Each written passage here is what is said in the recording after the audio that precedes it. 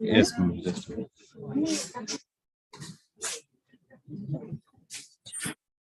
Okay, they cannot see the hall, right? you can see that the first is our. Oh, We have to see. Yes. sir, good morning. Acha, am I muted? It's yeah. You can see. Unmute, right? They cannot see the hall, right? You can see. There's a lag. First is our. Oh. Yes. Sir, good morning. Acha, am I muted? Unmute, right? MP Singh sir, namaste. Mishra sir, namaste. There's a lag. YouTube चालू है एक minute.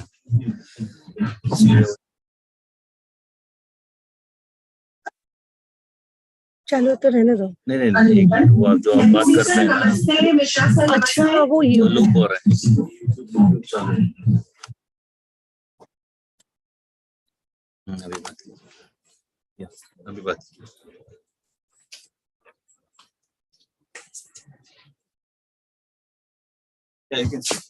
MP Singh sir, सुनाई दे रहा है? We can hear them. Can we hear them? Yes, yes.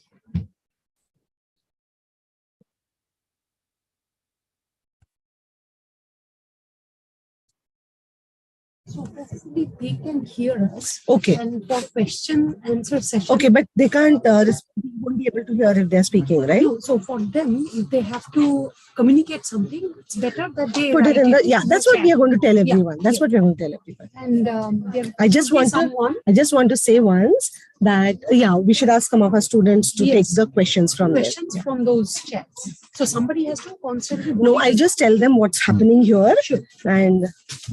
You can speak. Okay. उनका सुनाई देना चाहिए. MP Singh sir. Okay. Good morning, everyone. We are at ISER in the lecture hall complex. We are just about to start the function. I guess there is a restraint. We are live streaming the entire the functioning even on YouTube. I have put the YouTube channel on the ICMS group. Anyone who has the link, please share it with your friends. I will share it in the chat box here. My request is if there are any questions or anything, please put it in the chat box so it gets picked up. Can anyone speak? Because I don't know if I can hear you. I think I cannot hear you. That is a limitation that we have. MP Singh sir कुछ कही है तो मुझे पता चलेगा कि आप बात कर रहे हैं क्या. मुझे सुनाई दे रहा है क्या?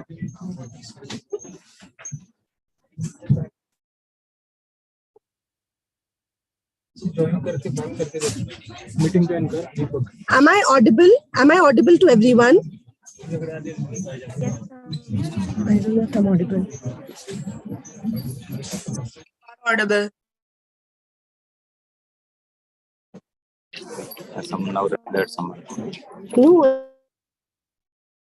Audible. Someone said audible. On YouTube, okay, but not on this. No. Ma'am, we can hear you. Okay, thank you so much, Prashasti. It's such a big help. Okay. So I think in a few minutes, we should start with the proceedings. And YouTube is a much better. We are streaming everything live on YouTube too. Yeah. Thank you so much. I'm going to mute myself and we start in a few minutes.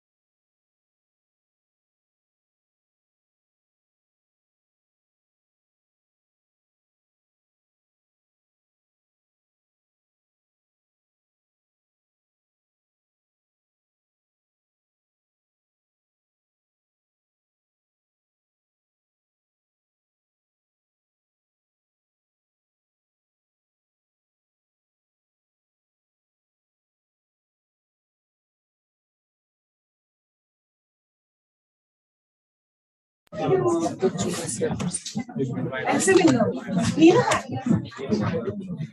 का हो रहा है work हो रहा है उसको previous में जाना हो रहा है ना वर्क हो रहा है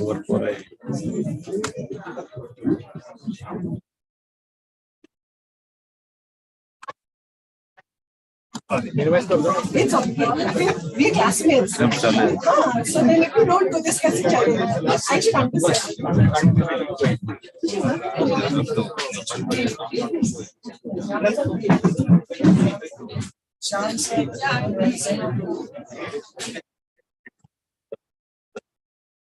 माइक्रोफोन यूज करना है ऐसे ही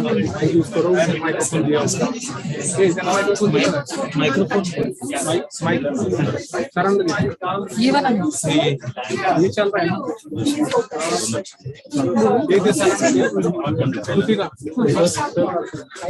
नहीं स्पीकर कौन है स्टॉक की इतना वायर नहीं है यहाँ पे टेबल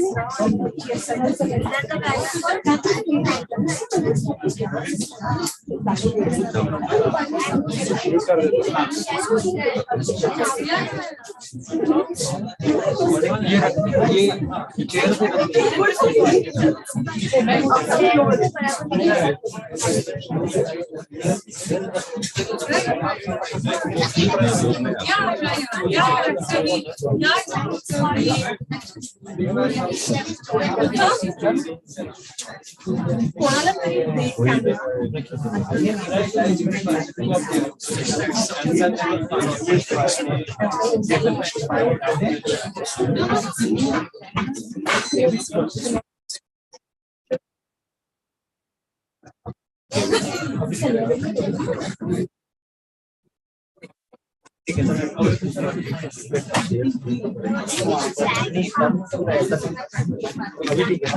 भैया ये काम ही नहीं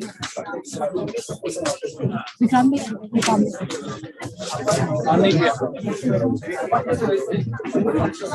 इसको ऑन करना है इसकी order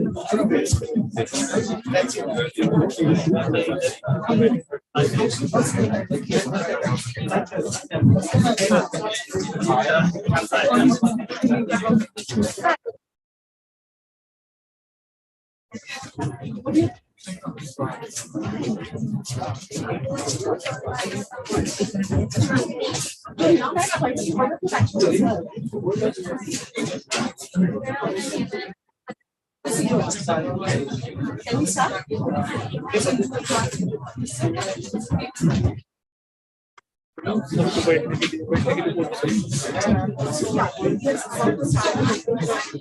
morning, everyone. We shall start with the session soon. I request everyone to have a quick settle down real quick and start the session.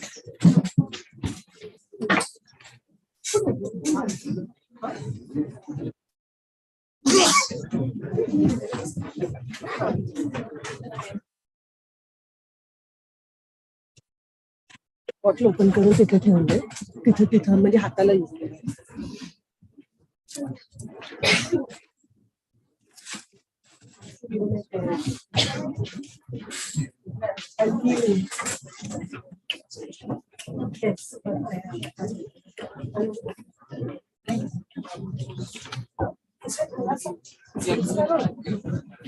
A very good morning to everyone.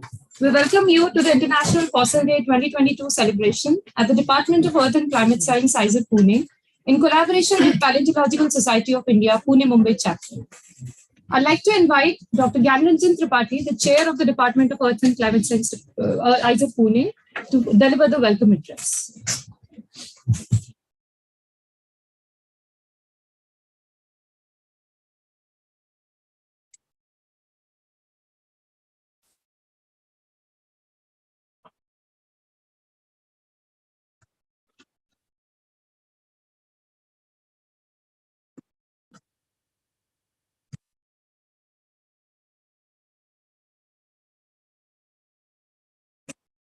Sir ये ना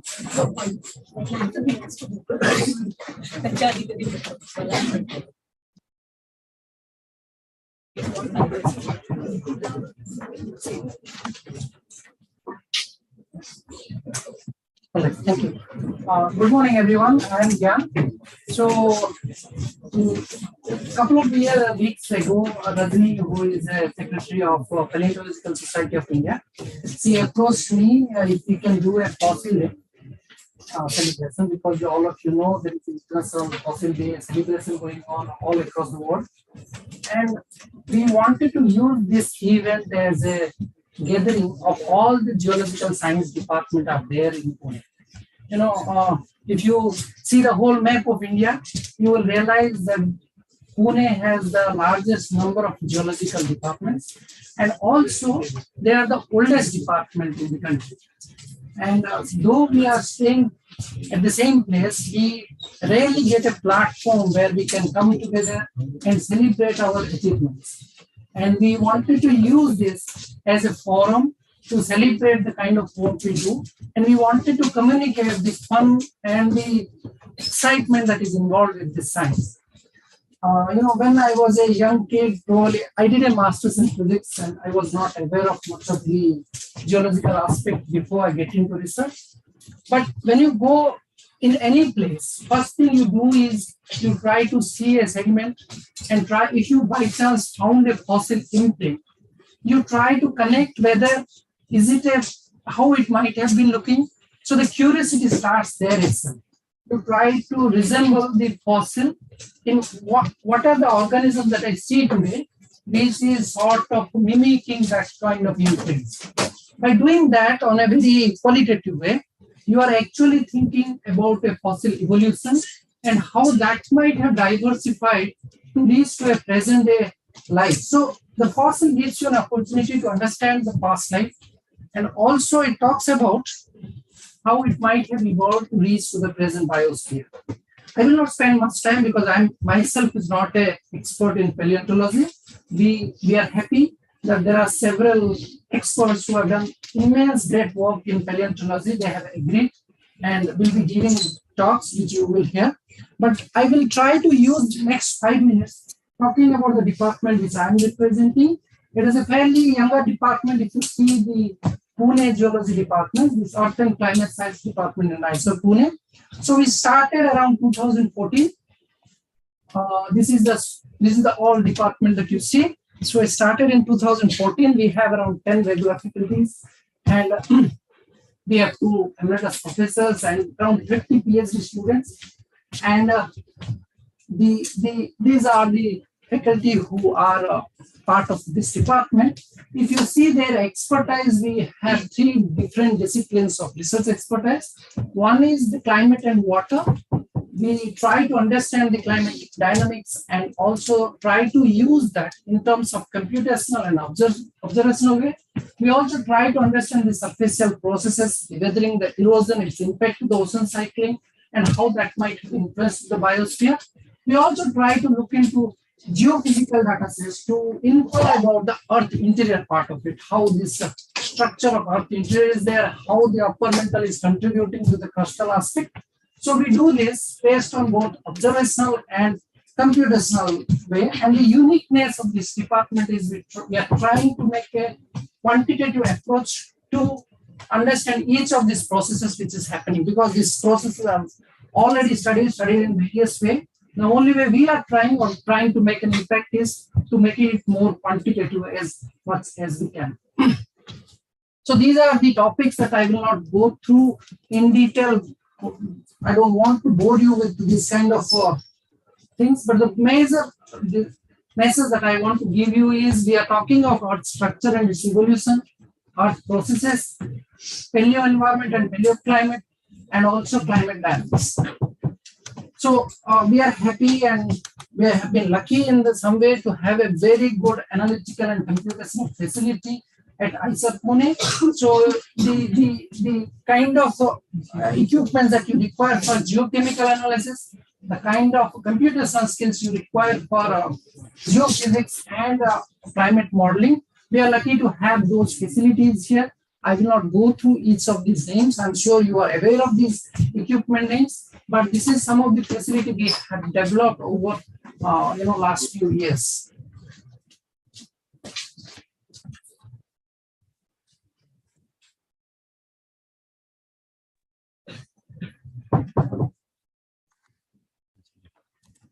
In addition, the best part of our department has been that we go to the field.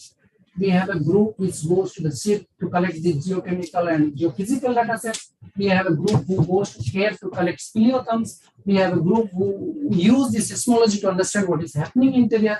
We have a group who talks about the tree rings to talk about the paleoclimate.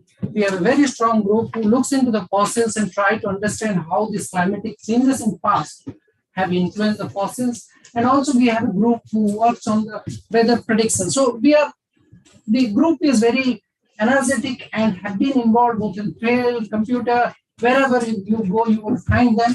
So I encourage all of you to come to ISER and be part of this journey. And the ways that you can come to ISER is we have 5 different channels through which you can enter into the ISER system. So we have a flagship program of 5-year integrated master degree, which we call as a BSMS degree. You can enter to BSMS after your 12th standard. So I'm sure you all are in the BSc level, so we can skip that channel. But then we have recently started a MSc Geology course, and that you can enter after BSc. And the best part of this MSc degree is we are trying to have a education with a lot of research things getting into that degree course. So please look into this MSc Geology. You can join us after BSc through JAM. And also we have a PhD program which you can always join after MSc through any national exam test. And there are other opportunities, like if there is a project ongoing and if you're interested to contribute partly and see how things are, you can join us as a project associate, or even sometime you can join us as a teaching assistant of a given course and see how things are for a few months. Then you decide whether you would like to continue, whether that excites you. And also you can do student training programs, which are summer or winter intensive. It will be for a few months. So you can write to individual faculty where you are interested in, and they will surely find a way to have you at our campus. So with this, I'll stop. Thank you for being here. I'm glad to see such a large participation, and I'm sure that we will all enjoy today's program. Thank you.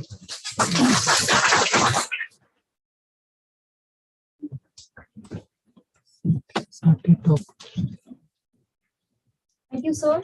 I'd now like to request Dr. Rajni Panchang to come over and introduce our keynote speaker for the occasion, Professor Vijay.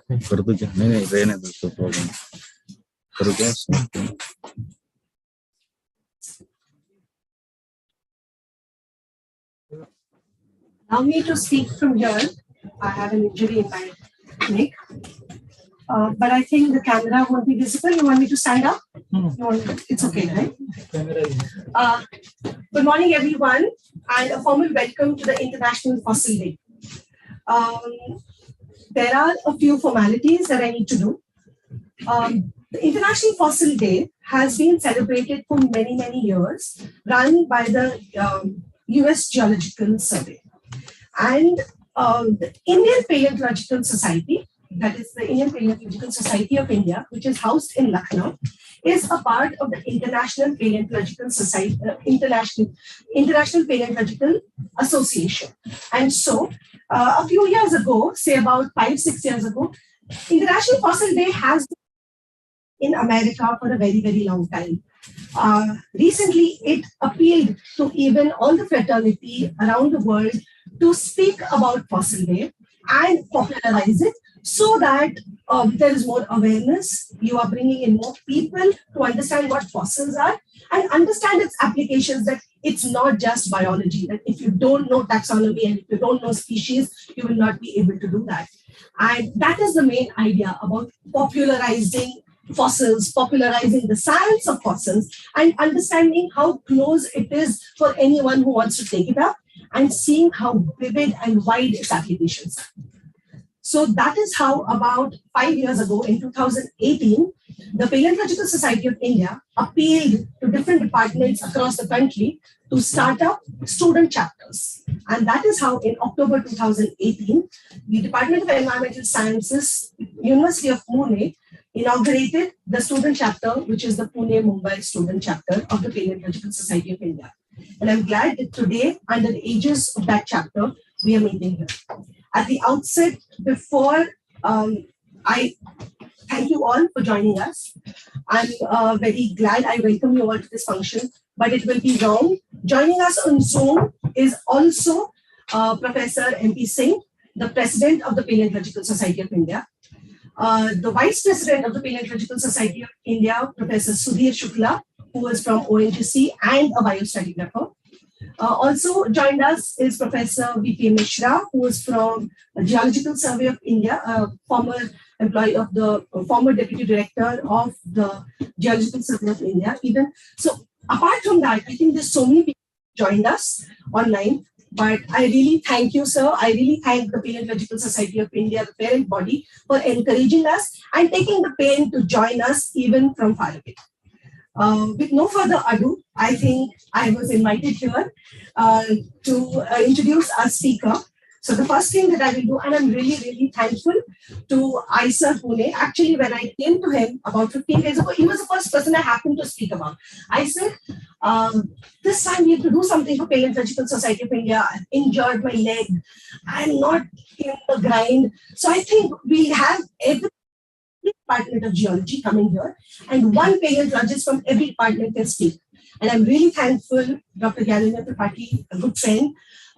He said, why can't I host it? We'll take off some, He was very forthcoming, and I'm very thankful to you that you initiated it. And I'm also sure that we are all thankful we could come to this campus to enjoy a Saturday morning. With no further ado, I introduce our main keynote speaker for today, Dr. Vijay Sathe. Dr. Vijay Sathe is a vertebrate paleontologist and former professor in the reputed Deccan College Postgraduate and Research Center, which is a deemed university. His research interests lie in quaternary vertebrates, their ecology, evolution, diet, microscopy of mammalian dental enamel, origins of domestication, subsistence and paleo-environment, animals in prehistoric rock art, prehistoric fauna and heritage, and public archaeology with special reference to faunal record. He has taught the postgraduate students of the Deccan College for over 25 years and has guided several students for MA, MPhil, and about 6 doctoral students. He is actively engaged in research for the past more than 3 decades in the field of paleontology, paleobiochemistry, and prehistoric archaeology, covering about 2 million years history of human and fauna in India. He has widely traveled in Indian countryside in search of the physical evidence of early man and animals and of the ancient human cultures and prehistoric rock of India. He has made some of the significant discoveries, one of which include large mammalian fossil sites along Manjra River Valley, which stand out as a type site of vertebrate taphonomy in India. He has extensively explored and excavated in Narmada Valley, Manjra, Gode, and Godavari River valleys in Maharashtra and the Kurnool caves of Andhra, and examined fossilized large mammalian remains collected from these areas. He has been a visiting professor to Faculty of Veterinary Sciences, University of Sassari in Italy, and Bioanthropology and Paleopathology Lab in Seoul National University, College of Medicine, Korea. Dr. Sathe is an internationally well-known speaker and awardee of several awards, national and international. He is a recognized reviewer on the editorial panel of close to a dozen international journals and member of several national and international academies. One thing that I would like to say, it's very interesting that I have been seeing his Facebook pages and his posts. He is very, very keen on reconstruction of mammalian skeletons. And he has visited almost all museums of natural history across the country. And I think he's one of the few in the country who has some experience in the reconstruction of mammalian skeletons. So with no further ado, I request you to please.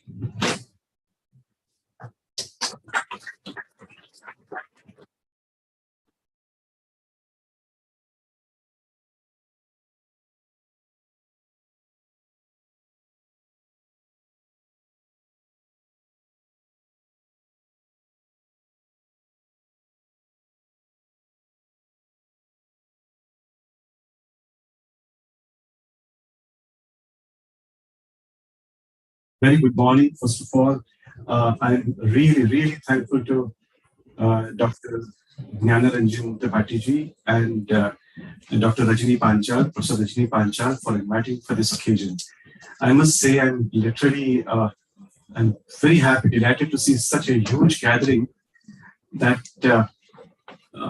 and that too for a day like International Fossil Day, which has been beautifully been organized by Dr. Rajni Panchal for the last 4 years in Pune city. In fact, to add a few points to this, Deccan College for the last 3 years has been organizing International Fossil Day as well. And on 20th of October, under the aegis of Paleontological Survey of India, Lucknow, Sagar University and BHU Varanasi and Deccan College are jointly organizing International Fossil Day online. And the advertisement and the detailed links will be made public by the after tomorrow, Monday morning. So I welcome you all for that too. And a little bit of advertisement in between. But well,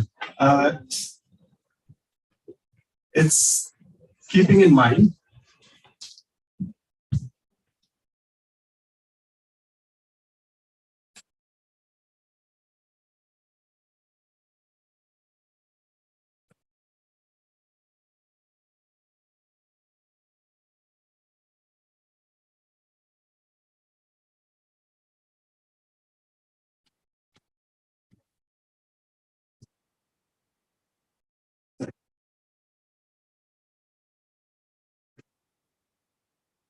I'm trying to make this, am I audible to you all? Yes.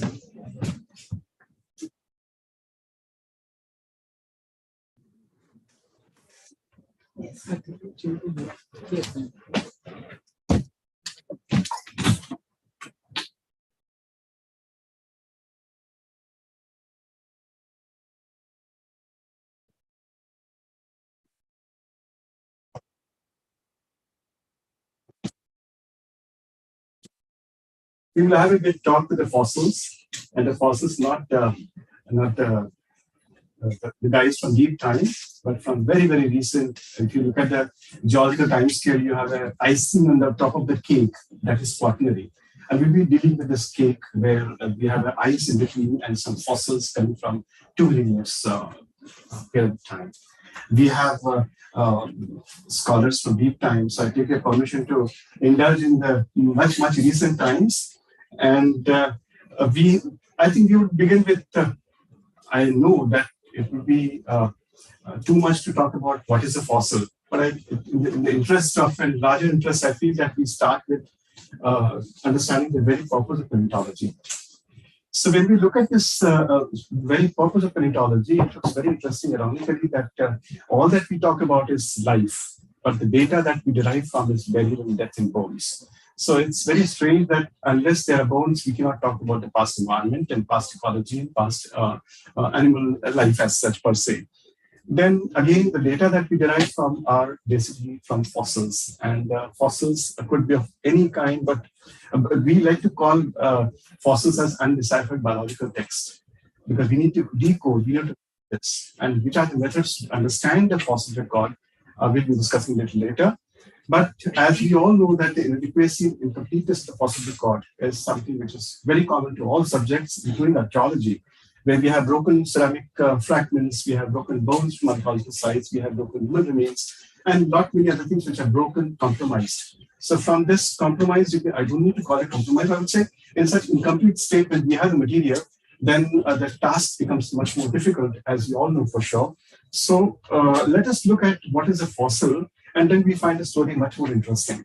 Because we have body fossils, we have trace fossils, we have a very well-known heritage site of Humania from near Barcelona, where we have this footprint pathways well preserved in the sediments. Then we also have coprolites, we have mollusks, we have Crotomina, that is the prehistoric homes of ancient animals, and gastroliths, which are nothing but the stones, pebbles digested by the dinosaurs and thrown away. So we find that many of the dinosaur fossil sites in India, that we commonly find it as well rolled pebbles, which are called gastroliths.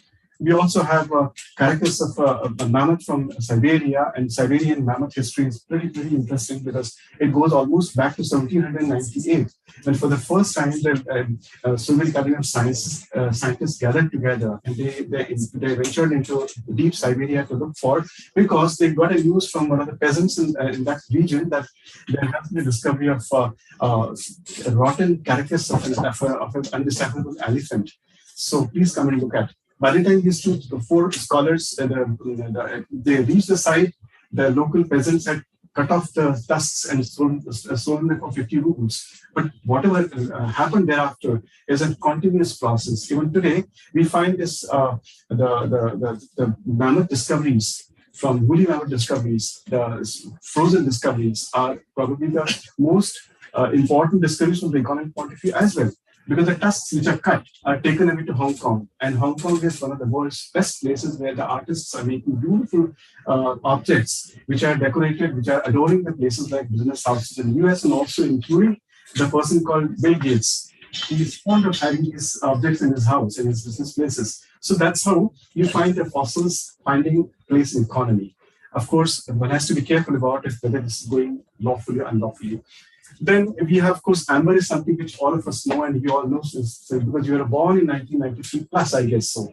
So that is something the beginning of Dinosaurian Jack Horner's creativity. So this amber is something which well is entering. But I bring your attention to this painting here. This painting is a very well-known, iconic painting of rhinoceros hunt by prehistoric stick-like figures in Bhimbetka. Bhimbetka is a World Heritage Site, a UNESCO World Heritage Site, and which was discovered in 1977 by Dr. Wakanka. This site has this umpteen number of paintings across the walls, and these paintings are depicting wildlife, man hunting, people hunting, the prehistoric stick-like figures hunting animals. And also we come across beautiful transition from the wild to domestic to the settlement. But we have the yoked animals, and they're being drawn by stick-like figures. We also have animals being hunted. We also have animals of different kinds. So, but animals are not the modern ones. They are painted by the prehistoric people. So logically speaking, this becomes a painted fossil record. So now, in fact, we must bring this into fossil types that prehistoric paintings are also should be known as a painted fossil record. And so this is how this the story about it. We have hippopotamus jaw from Narmada Valley. This is also a fossil, body fossil. We have elephant radius, and then like that. But the smaller ones to be seen through microscopes, I don't dare talk about, because we have this scholars today who will be talking about it. So I confine myself to the larger ones, which we can see with the naked eye. Well, in this case, why I'm highlighting this part here is that faunal continuity is very important to see from the perspectives of how the life continues despite various constraints of natural processes. Here, we have fossil record. Of course, I'm highlighting something for Pleistocene as a complete cranium of extent of horse. And then we have the supply Pleistocene fossil record. As we go into the terminal Pleistocene, where sedimentation is very, very poor, we don't find a fossil record to such important extent. And finally, we only find what we are left with is painted record. And the painted record is going to almost 15,000, 16,000 up till 1095 and even up till very recent times. So we have a continuous process of depiction of paintings of animals, which these people, the artists have encountered with as part of threat, you call it, part of hunting, you call it, or part of having witnessed such a beautiful wildlife over there.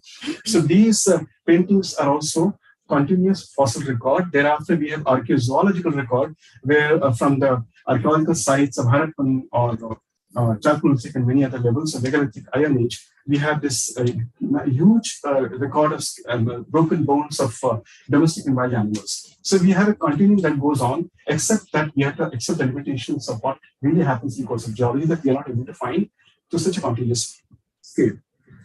This is something which is too wrong on my part, which is the timetable here to you all, but I'm just showing it to give an idea about that we are dealing, of course, this tertiary ke upar wala jo hai, that's the, it's not seen here by mistake, but this is what so we are dealing with the topmost, and the topmost, we are venturing into until the early Holocene. That is, beginning of the Holocene, we all know it's 11,700 years, 640 years.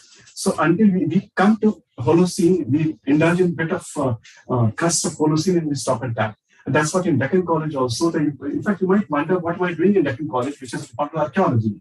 But in Deccan College, we do have a study of prehistory, and from prehistoric sites, we have a huge collection of fossils which has been found in association with stone tools, prehistoric sites. And these are also having dated for 1.7 million years. One of the well-known iconic site of Kotalayar Basin in Tamil Nadu, which has been dated to 1.5 million years, where Adi-Ashurian time goes back in the sense, human antiquity goes back deep time with regard to cognitive evolution of early man. And then when you go to this Neolithic and Mesolithic going up to almost 35,000 years, so there's a long span of time in which, in association with sediments, we are finding fossils. So fossils, as we all know, just a short while ago, Dr. Tripathi has also spoken about it, how these fossils are important proxies for environment and ecology. So this, what kind of animals he was hunting possibly, what kind of environment must have been available for the early man, animals provided in the fossil. And that's the reason that we are looking at animal fossils and study of Pleistocene fauna in Deccan College, and also in the context of archaeology, very, very important, very, very indispensable, because that gives us a very clear picture of ecology of historic environment, prehistoric times. I'll go a little deeper, not beyond Cretaceous, not beyond Tertiary, because it's pertaining to mammals here. I'm just taking the liberty of showing some of the pictures of my colleagues, of Professor Sunil Bajpai and many others, his team, who have worked extensively in Bastan Lignite mines. So I'm just taking the liberty to show you the continuous process and how, who are the animals, which are the animals which have been before Pleistocene, or I would say tertiary fauna, I would say the new quaternary fauna. So we looked at, and we find that Bastan mine, lignite mines, going back to almost EOC 52 million years. And there in Pakistan, we have those 3 or 4 sites. And we have Bastan lignite mine, which has been literally not just lignite mine of fossils. You name it the animal, including the kangaroos and bats and whatnot, their ancestors have been found here. If you look at the group of animals which have been discovered here, we have bats, carnivores, kangaroos, and ancestors of here. This is something very, very important here. Why am you showing the slide to you? Only because of this, that the site is also here with Perissodactyla ancestors. What is Perissodactyla? I think we all know about it. Perissodactyla is a group of ungulates which are odd-toed. They are not even-toed. And the Perissodactyla group has 3 genus: rhinoceros, tapir, and horse. And horses, of course, there are subspecies of horses which go to the level of zebra and many of those Asiatic wild ass and Kurgan wild ass and so many different species of subspecies of horses. But only 3 species of Perissodactyla are represented across the world today.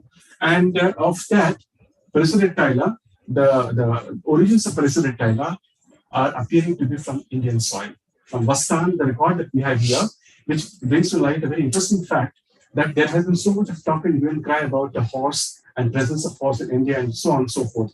Let's not get into that. But think about that a horse's ancestors originated from India. We know for sure that that time Bastan and the entire India was in the middle of it, Tethys was on top of it. As India joined the Asian plate, we have this movement of animals, and that's how dispersal of the radiation of this species has gone up to the level of going up to America. And from America, it comes back to via Tibet and China. It goes to India, then Middle East, and then finally it goes to Africa. And then we have zebra and other variety appearing. So that's how the site of Bastan holds very, very important position with reference to the history of a horse and rhinoceros and tapir ancestors. And of course, Diapodexis is another very important the most primordial ancestor of all the ungulates, which has been also found here. Variety of snakes and pythons, lizards, tortoises, avian fauna. So if you look at it, you have a beautiful collection which allows us a very good control of understanding which has gone where and who could be the probable ancestors of the Pleistocene and Neogene fauna that we have from these fossil sites in Central and North. I take this another picture from my dear friend Dr. Patnaik's presentations, his publications. This is about Miocene to late Pleistocene dispersal of fossil sites. So you have fossil occurrences from, so we are looking at this, we are interested in this region, and which is nothing but dotted with so many sites which are going back to the late Pleistocene. And late Pleistocene, mostly these sites are not really from the late Pleistocene, I would call it something like 200,000 years to 20,000 years. There's a time range of these all fossil sites that we have discovered so far, or which are known from these sites so far. So as we move further from the fossil map of India, so I have used the Google map simply because today you get a feel of relief and everything that you have along with in the Himalayas. Before I get into this, the description of the fossil localities, let's get into a little bit of historiography. How paleontology grew in India, and as far as the mammalian paleontology is concerned, we all should be beholden to another giant personality called Dr. Hugh Falconer from Scotland, who came to India in 1831. As a young surgeon, botanist, a good friend of Charles Darwin, and he was sent by East India Company to work as a surgeon in Calcutta and in neighboring regions. Very soon, in a year's time, he was disillusioned by the treatment and all that drudgery involved in medical science at that time, and he went back to his preferred field of interest, that is botany and natural history. And that's how he gone into, then he was appointed as a chief superintendent of Botanical Garden, Saharanpur. And there he was, one gentleman came from some local area and presented him a English translation of Muhammad Tariq-e Farishta. Tariq-e Farishta, as the Professor Soni would tell us about it, that's Muhammad Farishta's compendium, right? And there he writes about, there is a mention of how around Haridwar and beyond, while cutting the canals, they have found bones of augurs, the Rakshasa. The massive bones have been found there. And he just looked at the reference and he said possibly he already had an experience of studying fossils in Natural History Museum, in British Museum, and at the same time, some collection he had got from Myanmar, which also he had studied. So he would clearly gather that this could be definitely fossils. So we must see what fossils have been found there. So he took his another old friend, Dr. Probin Kotley, who was a garrison engineer and also into constructions and well-known canal, Ganga Canal was dug up in 1834, 40, 50, was all but done by Probin Kotley. They got together and started exploring around in Middle Schwalitz and Lower Schwalitz and Upper Schwalitz. And to our amazement, we find that he discovered 300 fossils, including massive skulls and limb bones and complete skeletons of different types of animals in a day. And he leaves behind his diaries filled with very exciting discoveries and exciting mentions of how the fossils were discovered. He didn't stop at that. He also he knew that London is far off and things would be too late for him to finish the study. And he also knew that comparative anatomy is indispensable. It was necessary for him to do. So finally, he and his Probin Kotley, these two together, started killing animals in the name of academics. Because that was necessary, otherwise they wouldn't have been able to examine the skeletons. They had tigers and different types of deer and antelope and bigger animals, the wild animals. They hunted them, they extracted the bones, skeletons from them, and they prepared beautiful comparative anatomical volumes. And his volumes of Fauna Antiqua Shivalensis, 1849 to 59, whatever volumes that he has brought out. Even today, if I had to write systematic paleontology of cattle, buffalo, elephants, I came, and in fact, after him, there are many species. Some ABC falconeri, BCD falconeri is the most common sight in paleontology literature today. So it was he who introduced paleontology. It wasn't just paleontology he was working upon, he was also horticulturist and botanist. He introduced tea in India. So the cup of tea that we enjoy in the morning or any time of the day comes from the very thought of how tea could be useful and could be planted, because England found it too expensive to get from China. So Falconer went to China, explored the possibilities, brought the saplings, planted them in Darjeeling and Assam into neighboring areas, and he found this to be a successful endeavor. And that's how tea was successfully grown and started becoming a popular beverage in India at the time. Of course, that was confined to most of the Brits, the common people here. And then you find Asafoetida. Asafoetida, which is being recently planted in Himachal Pradesh now at a large scale. This was also part of his endeavor, his movement that Asafoetida should come to India. So he went to Kabul and many of the Peshawar and many of those forests and identified them, encouraged the local people, and finally got plants here and started planting. And that's how Falconer is just not remembered for the fossils, he's also remembered for key in Asafoetida. So that's the towering personality he was. It is his initial explorations that we get to know so much about the fossils of. This is the Upper Shivaliks. This is the Kalevas of Kashmir. So we have Jangam, Shopian, Sobor, Gandarkal. They're all the Upper Shivalik the Kalevas of Kashmir. And further we come down to Ramnagar. That's the Lower Shivaliks, and then the Haritalangar, Middle Shivaliks, Kala Tibba, Saketi Fossil Park. Those of you interested in going to fossil parks, you must visit Mewari Fossil Park of Saketi, which is barely 75 kilometers from Chandigarh. So you take a bus to Makodia Arm, get down there, and then take a taxi or something, taxi, and then you can just join to this place. This place is a real pilgrimage for any fossil lover or any fossil file. This would be a wonderful place to spend a day. Then here, so just to give an idea about how the fossils have been discovered in different parts of Shivaliks, we have this entire, unfortunately, we have lost many of those type sites to Pakistan, but Dog Pathan, Kamya, Chinji and all. But here, in the last 17 years of field work and extraordinary work done by paleontologists, Shivalik paleontologists, we have a good range of control of time. At the same time, a huge fossil record. Today, the well-known scholars of Shivaliks of Northwest India, especially Upper and Middle Shivaliks, we are able to know about so much of many of those riddled species that we are able to decode the evolutionary history of those animals. This, as we further go down to Peninsular India, we also have a location called Palasava in Rann of Kutch.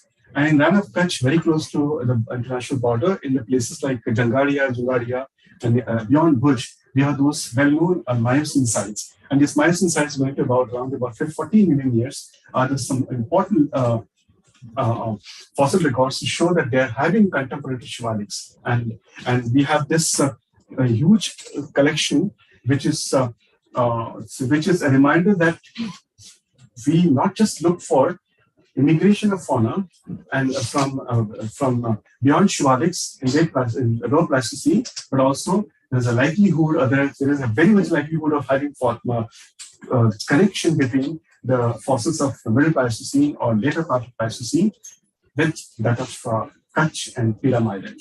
Because it's impossible, you just cannot accept every time that the fossils have to come from north, the animals have to come from north. So we have a good link needs to be examined and explained, just for the reasons of not having enough early Pleistocene sediments. We have practically total absence of early Pleistocene, fossiliferous early Pleistocene sediments in Narmada and in Madhya Pradesh, Gujarat, and Maharashtra or other parts, that we are not able to connect that fauna with this fauna. But I think it's a need of the hour that we must see how the connectivity can be identified between those two.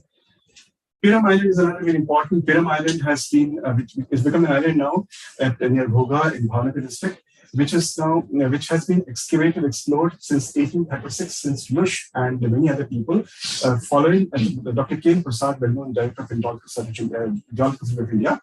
He had prepared a complete monograph on those sites. So this is how Peram Island is again going to Pliocene is almost 4.5 million years. The history of mammalian fauna and vertebrates, the reptiles and snakes and so on have been discovered from this area. And much of his collection is kept in Indian Museum and Fossil Repository of Geological Survey of India, Calcutta. And also some of it has already been transported away by the Britishers when they were with us. So this is the list of fauna: Proboscidea, Artiodactyla, Perissodactyla, Hipparion, and Ananicus, Proboscidea, Crocodilia, Chelonia, that's tortoises, and we have Pisces, that are different types of fishes. This is the record well known from Peram Island, going to Neogene times.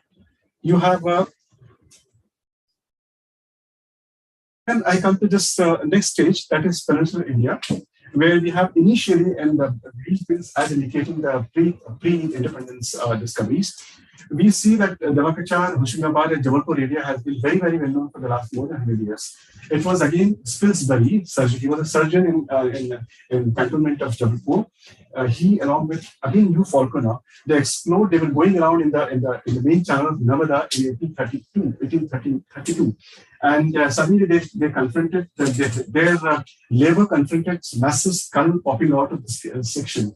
And they screamed, and many of them were so frightened they just jumped into water, thinking that perhaps some dana is popping out of the sediments. And then they excavated. It turned out to be a beautiful cranium of an elephant, Elephas species. They call it Elephas antiquus.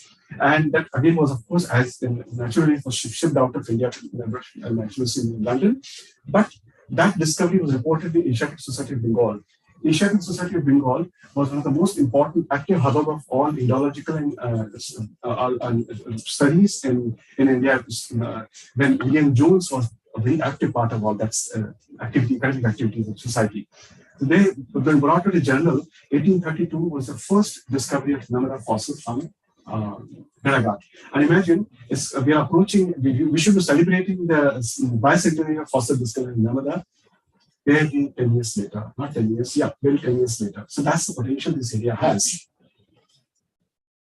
Sooner we come to the blueprints post-independence, and we have many such localities emerging into. We have in Mungi, Hingoli, Madaleshwar have been important fossil sites in Godavari Valley, Upper Godavari. And there what we see is that Thomas Wynne, an African geologist and field explorer, way back in 1863, he found some artifacts at the banks of Godavari. And that's how we start finding the early traces of human settlements, discoveries of human settlements in these parts of Peninsular India. As we go further into Chilki, Nivasa, Inangaon, again at the banks of tributaries of Godavari and Tapi. Further, we go to Rangna, Jola, that's again the river Vardha, the river valley. And as you go towards Mahanadi Valley, so if you look at the map, practically all the sites are yielding hundreds of fossils, and many of them have very clear indication that they have not been much disturbed from the place of initial burial. They have been disturbed, of course, much of the fauna is disturbed, but not so much of transportation is gone into.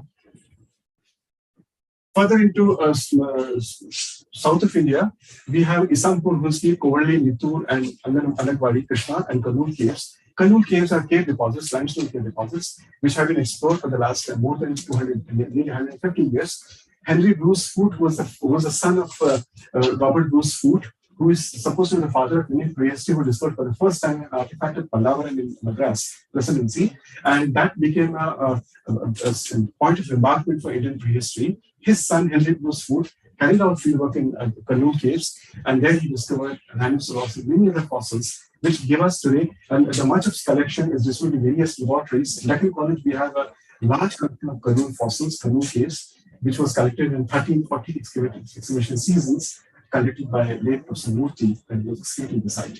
So we also have a few sites in Tamil Nadu. You can read the names of those two titles since I'm not pronouncing them. But we further go down to Sri Lanka. Sri Lanka Ratnapura Formation is another very rich formation where you have all the late Pleistocene fossils recorded, including hippopotamus and elephants and cattle and buffalo, but no horse. Surprising that even hippo could swim around, cattle and elephants could move around, but horses don't find any opportunity of traveling to Sri Lanka in Pleistocene times. Despite the fact that we have horse fossils from deep south as well. This is what I was talking about, Ratnapura Formation, which is very, very rich. The work, the credit goes to Professor P.P. Devanagala, who is known for his outstanding research in early 50s and late 50s and late 60s that has yielded a huge collection of fossils, mostly elephants, hippos, and cattle, buffalo, antelope, and deer, and also tortoises, which have been housed in National Museum of Sri Lanka, Colombo. So, this is coming here. Oh. Ignore this picture. I don't know why this by mistake this is coming up. This is just a map that you can see here.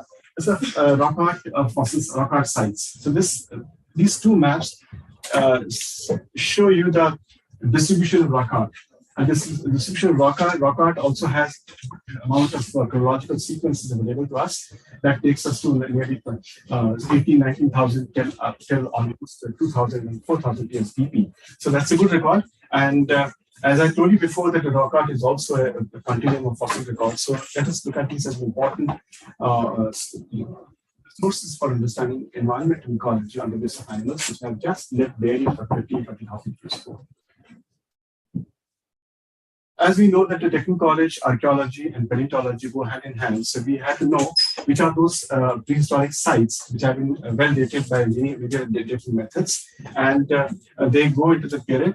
And if you look at the cultural phase, geological phase, typical Indian tool types and subsystems, we find low Pleistocene, middle Pleistocene, upper, late Pleistocene, Mesolithic, Holocene, Neolithic, Holocene, and the types of tool types which have been discovered there, and the time zone in terms of the available dates. And you can see the sites. And in fact, if you look at these sites, it's, for example, Hatnora, Durkali, Chirkinivasa, Morgaon, Jwalapuram, or Isampur. Practically, you name the site, it has a very good association evidence of prehistoric fauna, which helps us in understanding the subsistence and ecology of prehistoric people.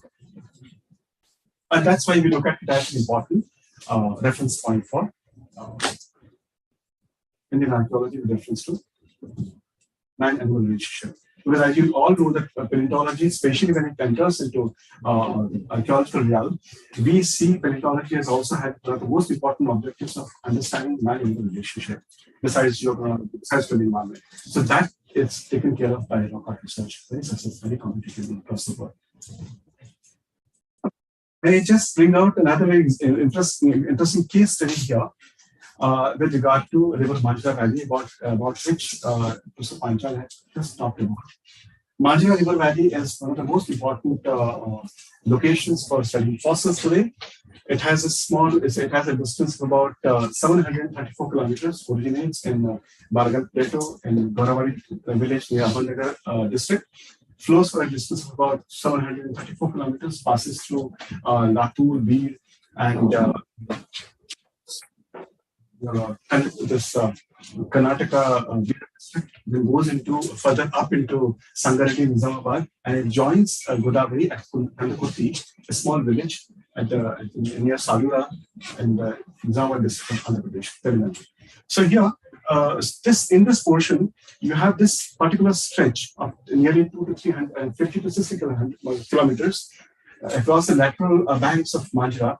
We have been able to discover a huge cache, I would call it cache of fossils, which are emerging as one of the most important reference points for what is it a fossil type, especially with regard to what is the bone bed, if we dare to call it so, and what qualifies this to be called the bone bed. Okay, so Manjra, as you know, that it's a tributary of Godavari, southern tributary of Godavari. So these locations, Nanegaon, Tadura, Wangari, Harwadi, other known fossil localities. Of this, Harwadi is this place where you will see a list of animals whose remains have been discovered. And the interesting part is that the river originates in the semi-arid portion. It has a huge catchment area of almost 35 or 38,000 years, 30,000 square kilometers, and it flows throughout the semi-arid, joins Godavari in semi-arid, and yet there are certain arid pockets where we have fossils. And what can we call it as a general picture of fossil fauna, where ecology was supporting or was there for adequate? What was the situation that we need to find out from the fossil record here? What made this the prosperity in terms of life of these animals which lived around the banks of Manjra for such a long period of time? Because when we look at the paleontology, as you all know for sure, or many of you might be aware of that we also have NISP, number of identified specimens, and we also have a minimum number of individuals. So minimum number of individuals, MNI, decides how do we reconstruct ecology and life and the age at the time of death and sex and so on. So for that, MNI, and this MNI from this site of Manjra has emerged a very large population. and completeness is amazing. So when you look at these animals, I just plot out some representative pictures of these many animals whose fossils have been represented. So you have a huge collection right from porcupine to elephant and tiger and rhinoceroses and hippos and so on and so forth. What makes these animals come together? Was it an accidental that the position through the transportation by the fluid transportation that has brought them together, or they probably have been least disturbed and they have been in situ deposition, in situ burial of these animals? This was the major query that we were little bit. And if you look at this picture, we find this fellow is sitting on the apex, and this is a representative of the most healthy ecological setup of the region. Today, the government of India has so much working towards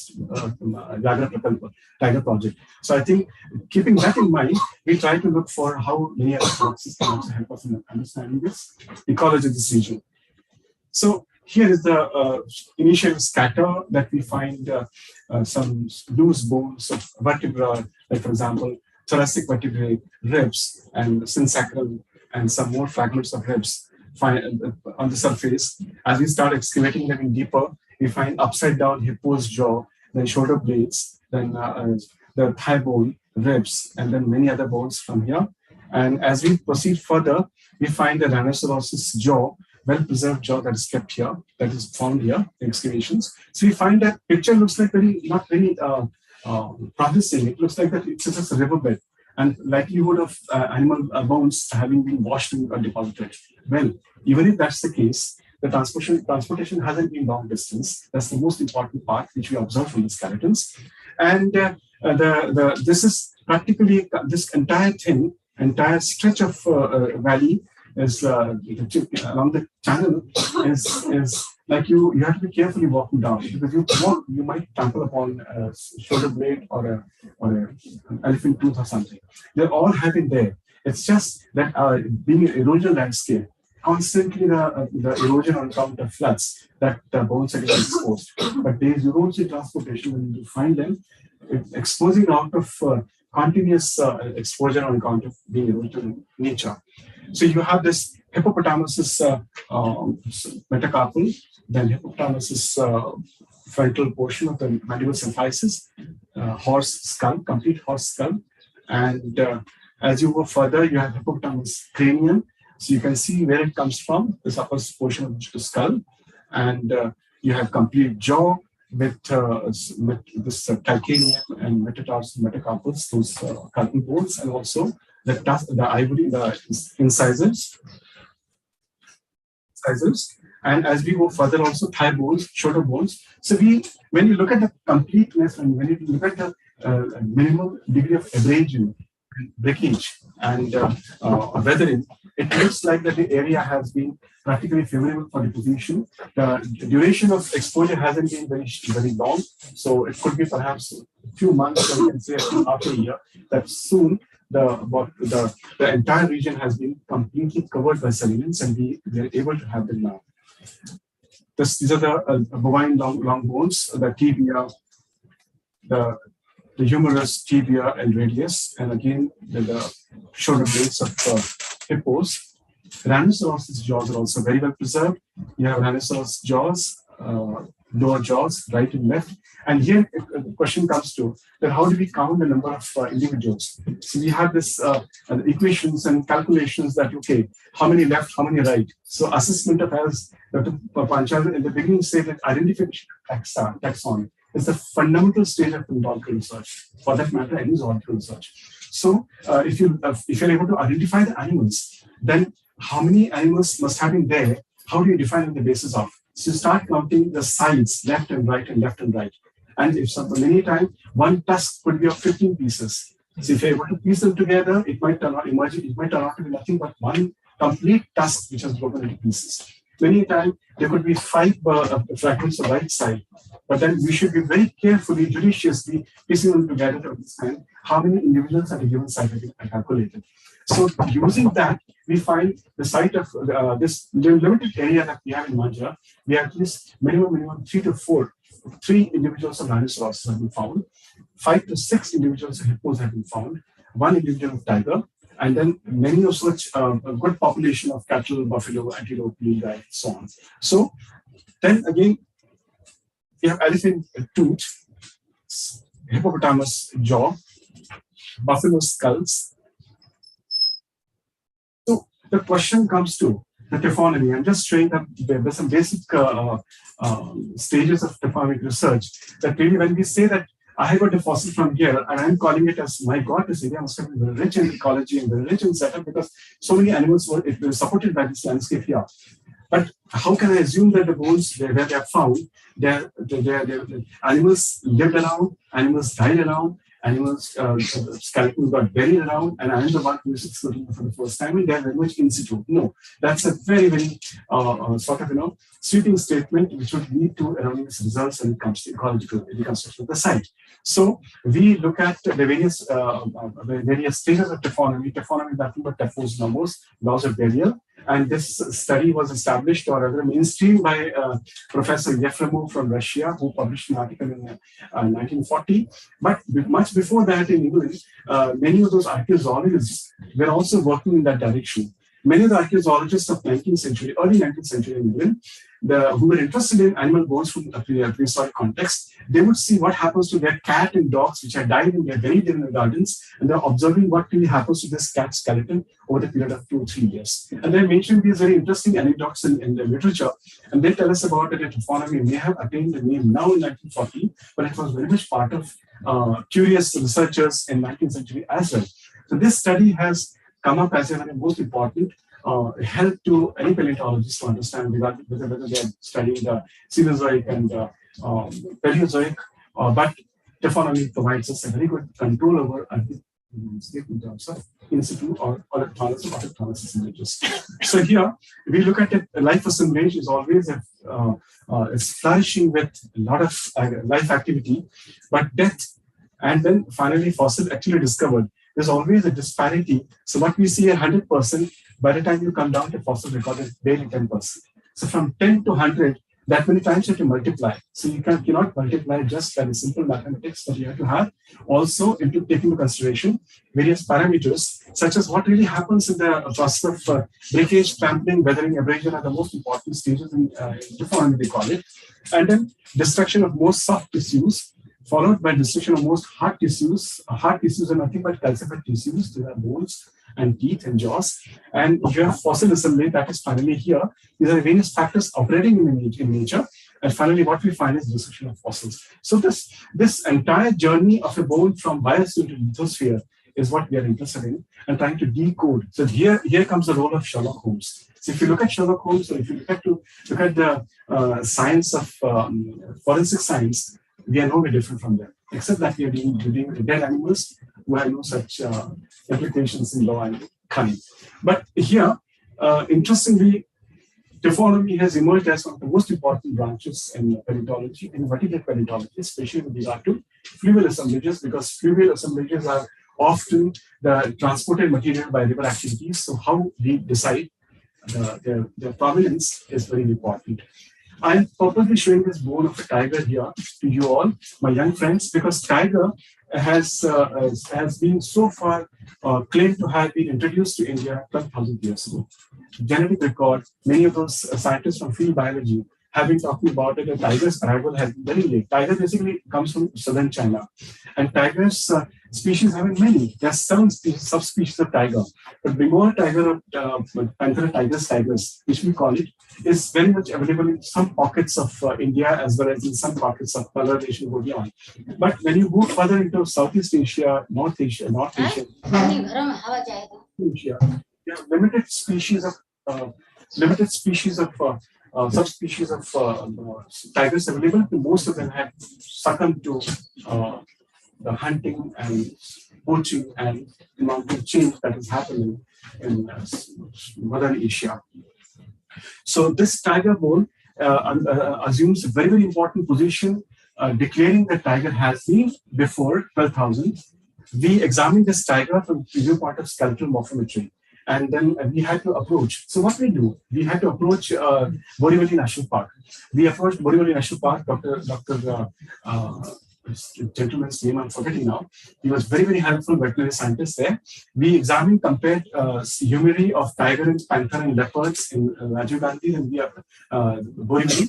Then we studied tiger bones from Indian Museum, Zoological Survey of India, Calcutta, and we had a huge collection of my young colleague, Dr. Pratik Chakraborty, has recently completed his comparative study of tiger bones from Calcutta, and we are all making a complete report of whether we should call it a tiger or a panther or leopard.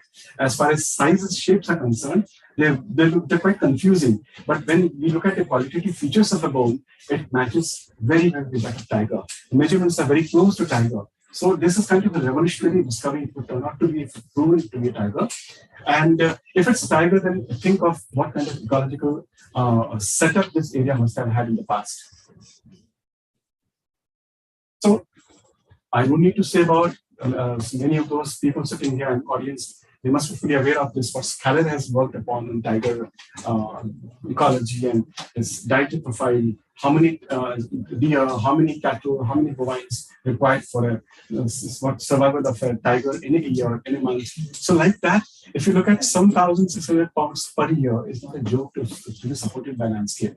So if that is really happening, then we are certainly stacking upon a gold mine of ecological information from Pleistocene site. And this particular site of Harwadi, where these fossils have been discovered, now we can be conformably sure about the date, because this date has emerged as between 21,450 to 24,560 are the three AMS dates which we have recently procured from IUAC New Delhi. Confirm that we are dealing with a stage which is prior to LGM and MIS3, little beyond MIS3. So it's a kind of a wet phase that we are dealing with, where support of such kind of a diverse fauna became possible. So this is what, again, we are just talking about how much an elephant needs, how much a hippo needs, how much a cattle buffalo will require, how much nilgai, what nilgai shares, what kind of ecological setup nilgai shares with. So basically, these are open grasslands. I will not call it savanna grassland, because savanna is a concept which is not so commonly or so loosely be termed with to compare with Indian setup. Savanna is goes well with the African setup here. But then grasslands are the most common site. And if you look at the antelope wildlife sanctuary in Gujarat, in Saurashtra, you get to know a complete spread of expanse of grasslands for miles together, where you have a huge population of antelope. And then antelopes are very much at home in such a situation. And that thing, we seem to be having something very similar to what modern sanctuaries can tell us about the successful survival of these animals. That area, how we can reconstruct in terms of Marja Valley in particular, and Godavari and Peninsular India in general. So as far as peri communities are concerned, broadly speaking, we can say that, okay, we have but unfortunately, fossorial community, if I have to talk about, fossorial means the living underground. So those fossorial members are very few. In Namada, we have 7-8 species, but in Manjra, we have only one porcupine tooth, otherwise, there's none found so far. But this herbivores, 20 species, arboreal, not a single primate found so far, and avian, totally absent. But this of course tells us that there has been some bias of preservation, that we don't find every animal getting represented. But despite that, the decision hasn't been so fatal for the survival of these bones in the sediments. And predator Panthera tigris and scavengers carrion species are the two important contributors to the predatory community as far as the Manjra is concerned. So, topic comes up to, as we'll agree with, that what did they eat and how did we try to find out through isotope studies. So, this is a very sad picture of how many animals we lost towards the terminal Pleistocene. So, LGM. Prior to LGM, around the LGM, last glacial maximum, that we have victims such as hippos, horse, stegodon, that is a long, straight tusked elephant, which was cousin of modern day elephants. Then Paleothron nomaticus, another distant cousin of modern day elephant, but no relation as such. And then we have Bos nomaticus, that's a wild cattle, and we have ostrich. So these are the only group of animals India has lost in over the period of last 15, 20,000 years. So of that, I look at hippo as a case study. Why? Because hippos are no longer in India. We have a total record of 130 hippos across all zoological gardens in India. Calcutta, this is Mumbai, Hyderabad, Lucknow, Delhi. Total number of hippopotamuses are 130, and all of them are sterile. All of them are imported. None of them are from India because India has lost them. So they all have been imported. Go back to in early 19th, middle of 19th century. In Junagadh and beyond, some British officers and some zoologists and people interested in natural history, they made some attempts to get hippos from overseas. I mean, just of course, where else? Africa. And that's how first attempt of bringing a hippo to India going back to almost 100 years ago. But otherwise, if you look at all the hippos, you will find the hippos are always having a water body to live in.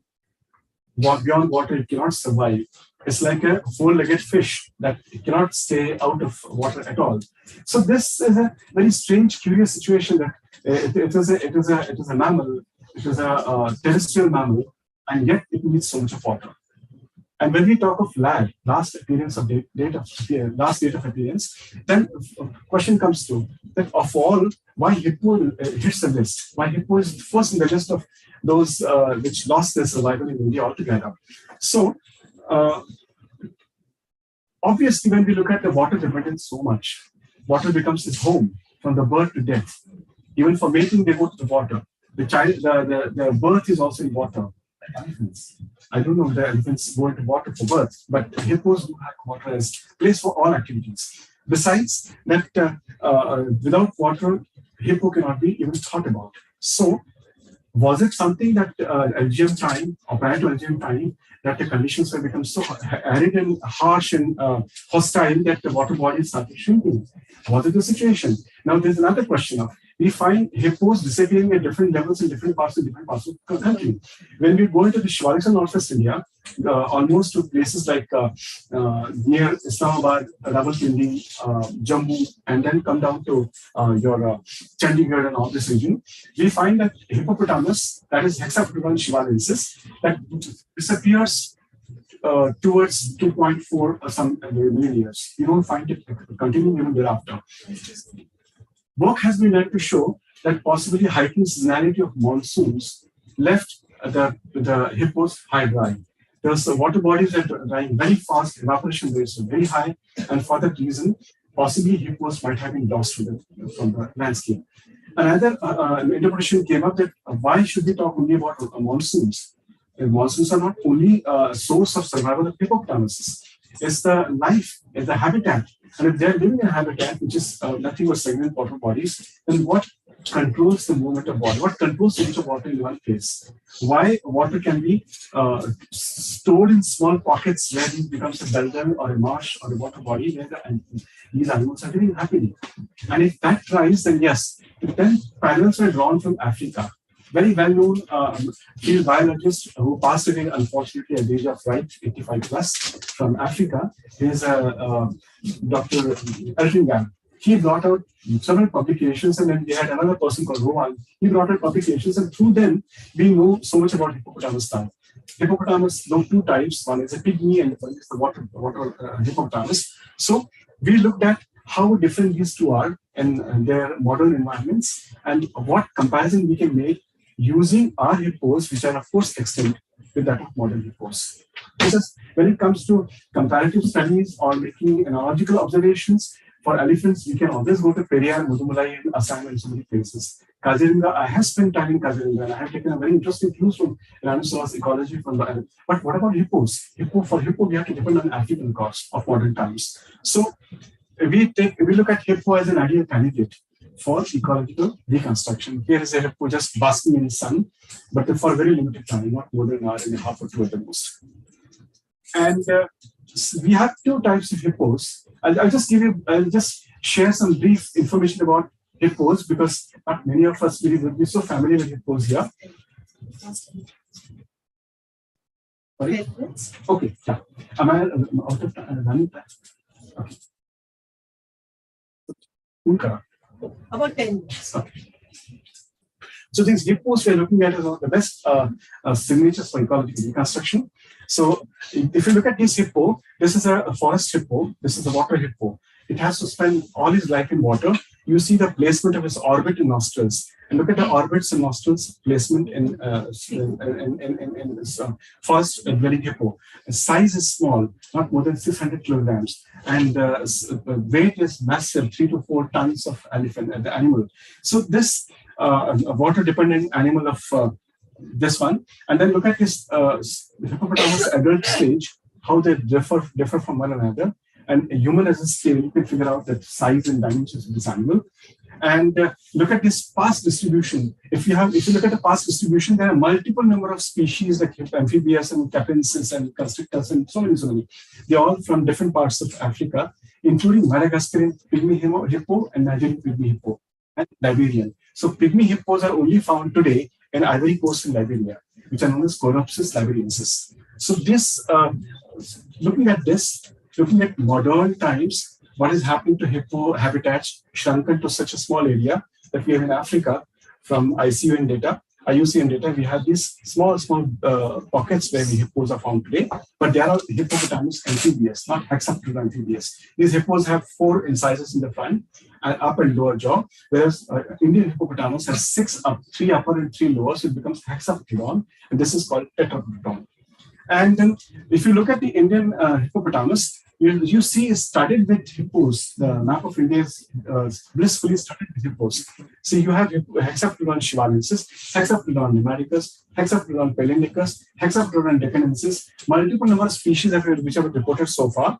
And the youngest is from 19,000 to 21,000 years, beyond which we have no hippos in India. This site is in Amro, Ghor Valley, barely 75 kilometers from Pune city. So that's the last report of hippo from India. And when we look at the faunal immigration, fauna coming from this side entering into and towards the low Pleistocene, you find here, of course, in lower Shivalics, you find arrival of animals from Shivalic side to central. Second wave with 2 double arrows going further deep south. So that's what the generally assumed hypothesis that all animals that we have in India are probably arriving from Shivalics. But when we look at the wealth that we have in Biram and we have in Kutch, it's a time to re-look at all the collections from the viewpoint of local distribution of the past.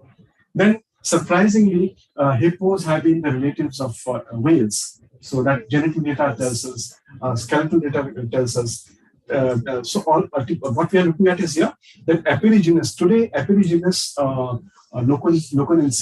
loconensis is the species which is the earliest 28 million years ago in Oligocene that we find, the earliest ancestor of hippos today, and that has been found from Turkana Lake Basin. And this is how we look at the reconstruction of, and from a whale, a lot of dermal histology was examined of whales and rhinoceros and cat and elephants and hippos, and they found that evaporation, degree of evaporation of water loss is extensive, maximum in all the mammals compared to all other. Hippos are largest, and hippos have, if at all they feel dehydrated, they feel dry, the body starts secreting sticky substance which works as a glycerin or a kind of a sunscreen to prevent them from further dehydration, further cracks on the skin. And if it continues longer for days together, the water starts drying, they will wallow in mud and cover the skin with the mud. And if that also disappears, probably the doomsday is not very far from. So this is how the hippos are. Hippos, what they have lived in, what is their distribution and evolution that we talked about here. But interestingly, hippos have a very interesting story that if at all their weight is 1,500 kilograms, 18% of total, that is 270 kilograms, is just the weight of skin. So look at the skin that they have, thick stratum corneum, transepidermal water loss maximum, that makes it completely dependent on. That's why you see whales and hippos. Whales are of course legless. Hippos are also sometimes, because hippos swim beautifully, but they move in the bottom of river, bottom of lakes, and they are not trans-river swimmers. They go along the channels, and that's why you don't find the distribution of hippos across in a single go. You find across the channels.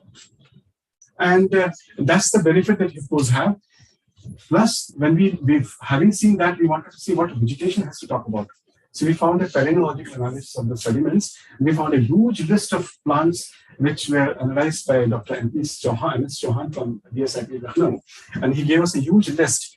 And that list tells us about, and this particular portion, this stage is coinciding with the hippo site, and we have all types of grasses, the sages, which are the most essential, tall grasses, which are most essential for survival of hippos, because hippos don't live on aquatic fauna, aquatic flora.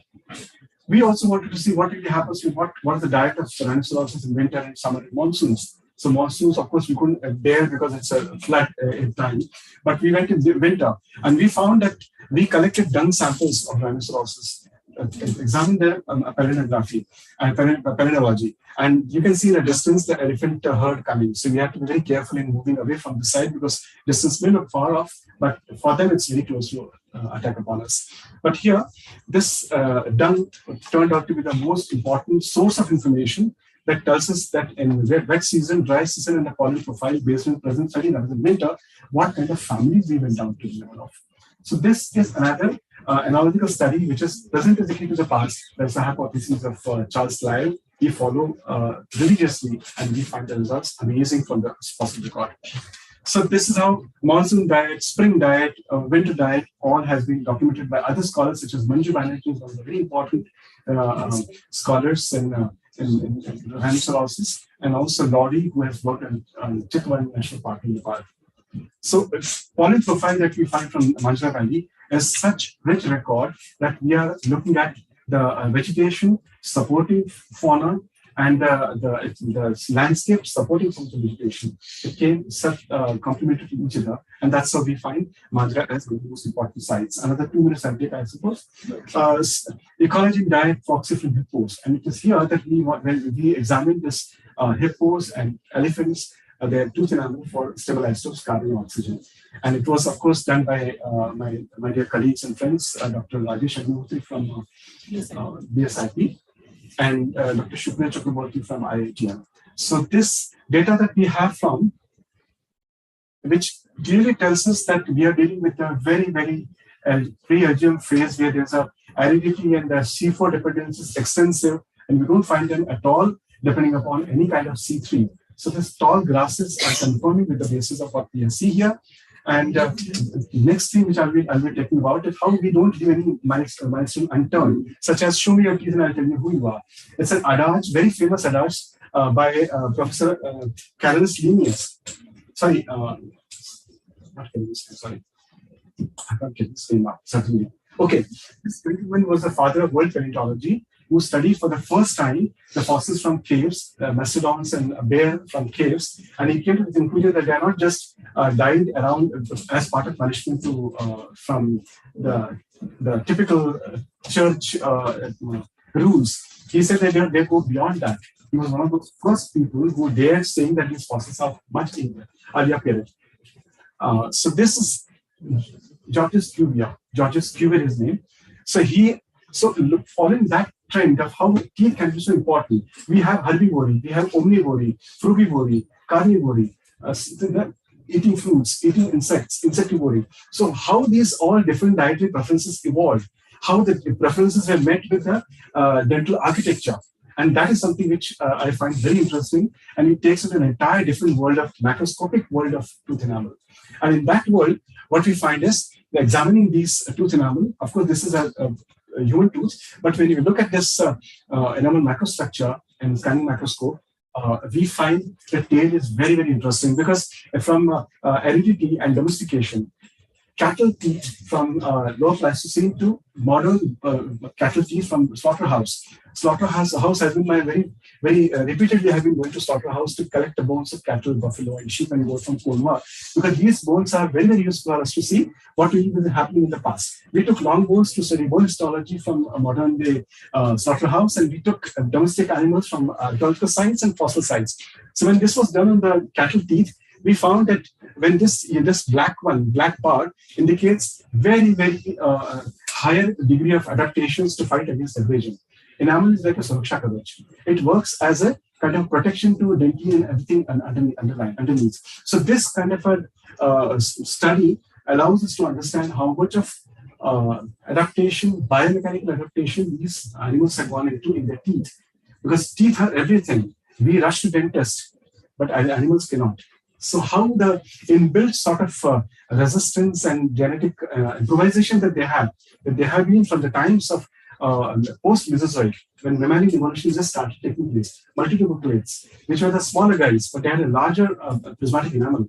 So this how we can examine the evolution of mammalian enamel that has led to herbivory, carnivory, and so on and so forth.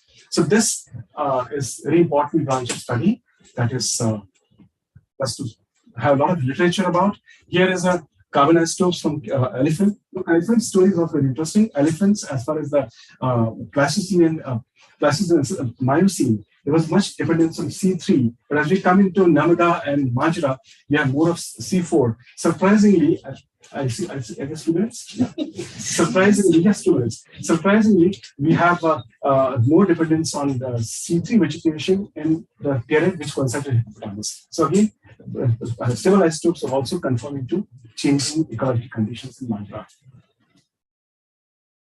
Okay. Ostrich extinction. I'll just show a last slide.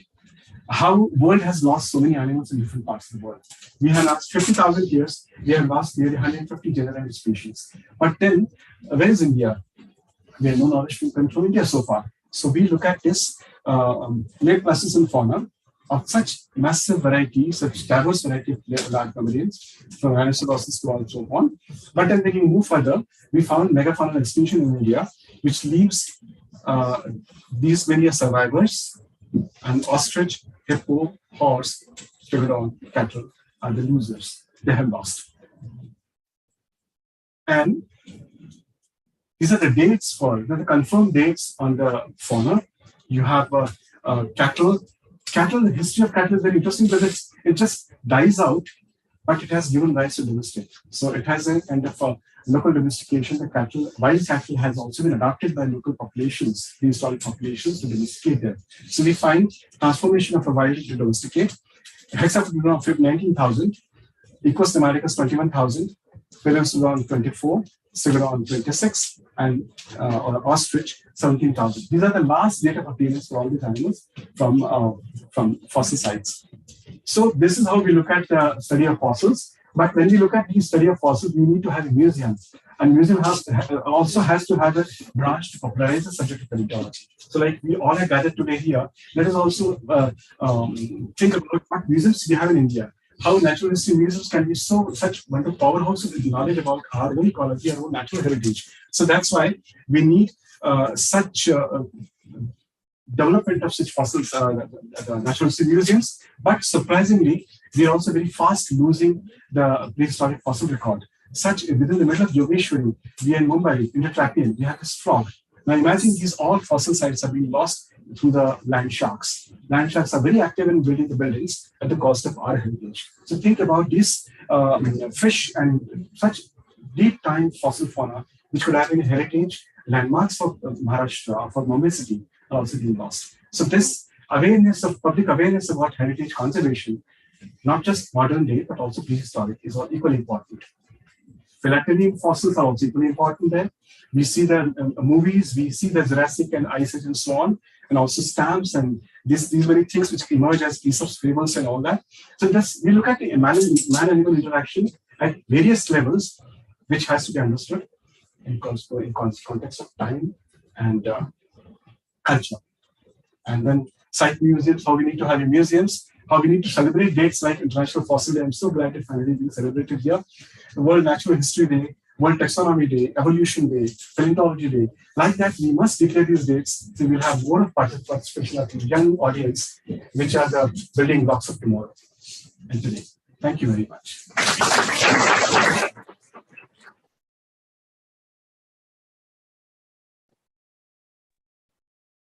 We can take a couple of questions before we can interact over a cup of tea. A couple of questions.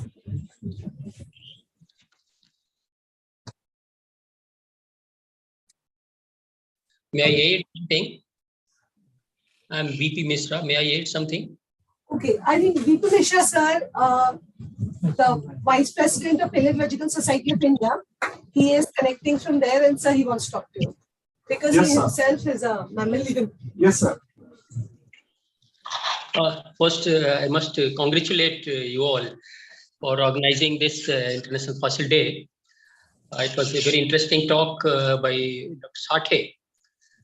Just to add, you told a lot about the Indian mammals. As far as the earliest, the early primitive mammals are concerned, we do have both Triassic, Jurassic, and Cretaceous mammals in India from the Triassic, Jurassic, and Cretaceous rocks. It is just to add to Dr. Sathe's lecture. Next, the dinosaurs are very interesting. So in India, we have two actual fossil skeletons mounted, one at Hyderabad in the Birla Science Museum, and the other at the Geological Studies Unit at ISI Statistical Institute, Kolkata, by Dr. Jain and his team. Regarding the other fossil vertebrates, yes, the Shivalik Fossil Park displays a good number of fossil Shivalik specifically vertebrates. And in addition, the Indian Museum at Calcutta and also the Geology Department at Punjab University, Chandigarh, that houses a very good fossil collection of Indian fossil mammals.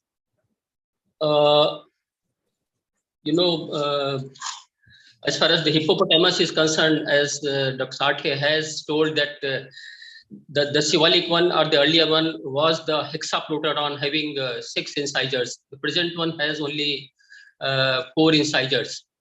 And so it is very interesting that how it got evolved from 6 to 4 incisors only. And as Dr. Sathe told that perhaps the earliest hippopotamids came perhaps originated or evolved from the cetaceans. In India, fossil cetaceans are known from Eocene of Kutch. So whether any data is available, whether Indian cetaceans would have given to the early hippopotamids, just query. Thank you, Dr. Sathe. Thank you. Thank you very much. Thank you so much, sir. In fact, if I had many constraints, so I left the dinosaurs.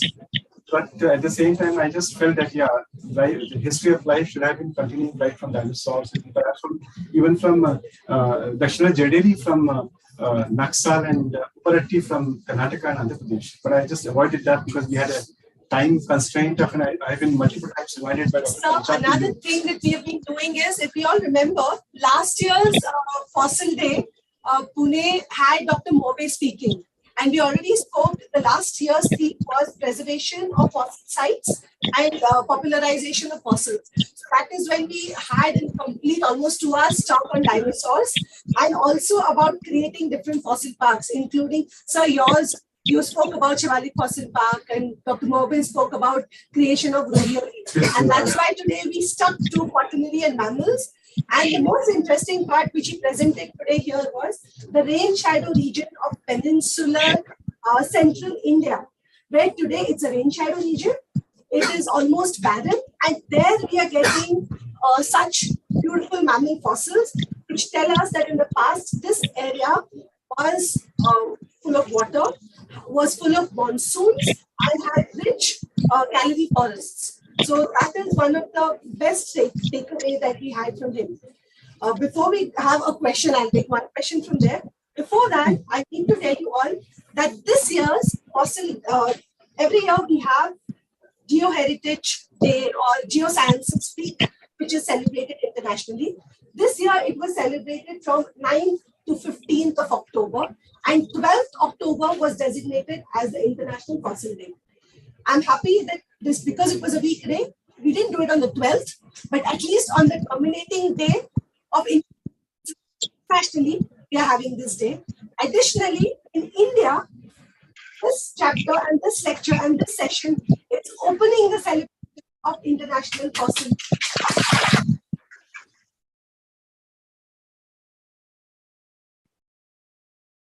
Good afternoon, sir. My name is Dr. Govind Joshi. My question is, what must be the reasons of disappearance of hippos close to glacial termination, whereas ISM was reported weaker during LGM? What would have been supported their sustenance during glaciation phase at Majra site? Well, Majra site doesn't really have what you're talking about. That hippos really don't require so much of, they're not dependent on monsoons at all. Even if there is a sporadic or heightened seasonality, as people have discussed about Shivaliks, at one time, I forgot to mention about this. That's a good point that I must mention here with reference to your question. That in Majra Valley, the geomorphic situations are very interesting. When I had purposely taken the GPS and I was walking all along the fossil sites, and I found that there are fabulous depressions going to over 10 feet, sometimes 5 feet, 2 feet along the, it's a trap area, Deccan trap, but all along. And this looks like most favorable places, locations for accumulation of water. So even if it doesn't rain for a longer time, it rains, or perhaps it rains for a very short period of time with lesser rainfall. This accumulation suffices all it needs. So basically, it just has to live in water. That's all. And if he's living in water with so much of water around, the subsoil moisture supports so much of grasses that it can stand. Interesting point, which I also forgot to tell you, that hippo never lives alone like rhinoceroses. Hippo has a school, and that school has around about 40 individuals. One could be a patriarch, the rest all could be competitive males, and then the rest could be kids and mamas. But in that also, they don't have a large-scale migrations. They would just remain. See, people have observed in Africa that along the Tanzanian rivers, they found, suppose we are looking at Shivaji Nagar area, suppose there's a river flowing there. You have one group of 40-50 population. One group could be around the countryside. So like that, they are dispersed with the distances. And they don't interact much with the outside groups. So that kind of thing was supported by basically by the water bodies. So when we talk of climate and temperature, that becomes the major issue of whether we can find hippos with such increasing cold or not. Yes, we can provide it. But this disappearance of hippopotamus is certainly leading to one conclusion, that water has been lost finally. So if there is a long period of very, very long dry spell, the likelihood of that in a couple of months' time, the population has to die. And here, taphonomy plays an important role. That first of all, we have to find out how many individuals are found there. But if you're looking at the modern day habitat and behavior of these animals, reconstruction going back in time of 30,000 becomes much easier. And that particular MIC phase, as the later part of it, is generally, and plus Majra Valley has an annual rainfall of about 600 to 750 millimeters annually. So that is sufficient for the various pockets around this channel of Majra. I think that opens up a new question for those, like, this is what he's saying, that this is what you're finding. So why is it happening? The mechanism is something, I think it opens up a question for many of us first. Yes. Yeah, I think, so with this, I request all of you to interact with him over a cup of tea, so that we're already running about half an hour late. So before that, I think Dr. Tripathi has a few honors to do.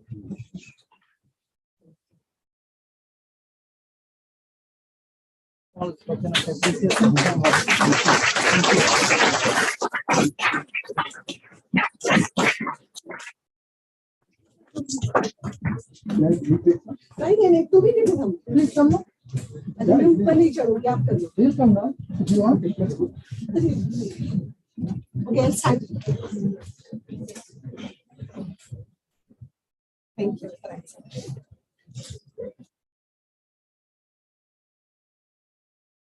Thank you so much. Okay, we all come back in 15 minutes. The next talks are going to be short.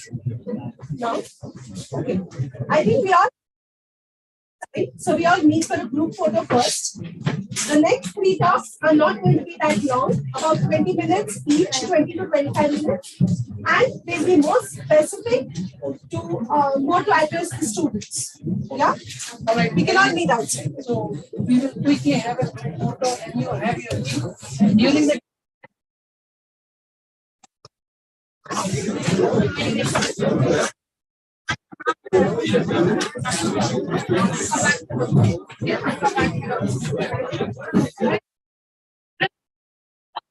As well as offline present here, we are having a short 15 minutes tea break. Also, please make sure that you go through the fossil display that is presented outside. And please gather right now for a group picture. I audible to everyone. We could not find any केलं की नाही शेवटी play sound बंद केला ना तर तेच बघायचं होतं सारखा टुमटुम आवाज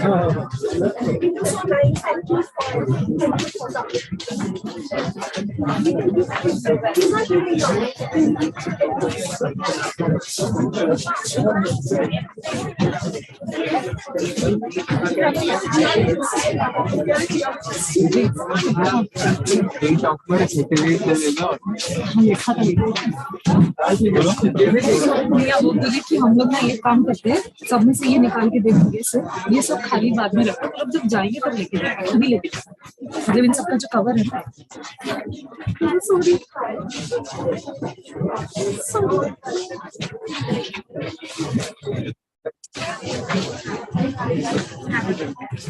मुझे बेसिकली जब पैकेट से निकालना है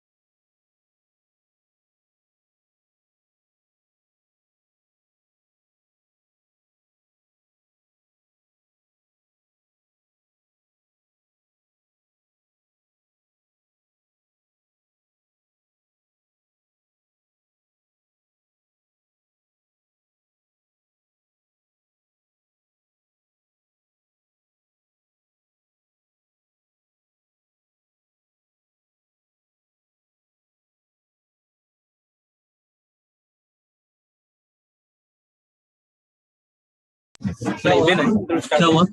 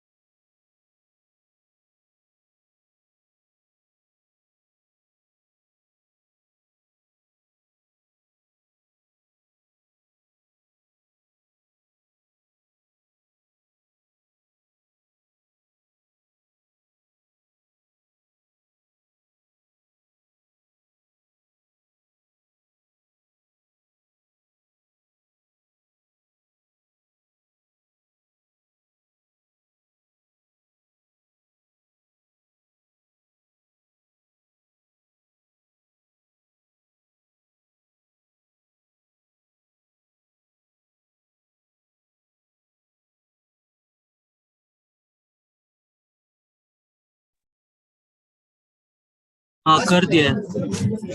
ये माइंडफुल नाम का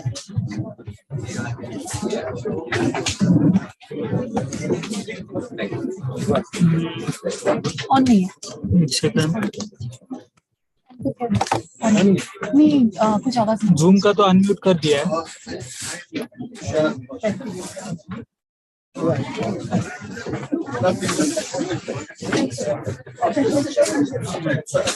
हो गया ऑलमोस्ट।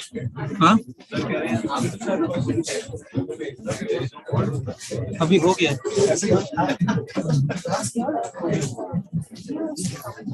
म्यूट ते काढलं का? हाँ हो गया हो गया। जूम में शेयर हो रहा है। हाँ जूम ही है ना। हाँ हो गया हो गया।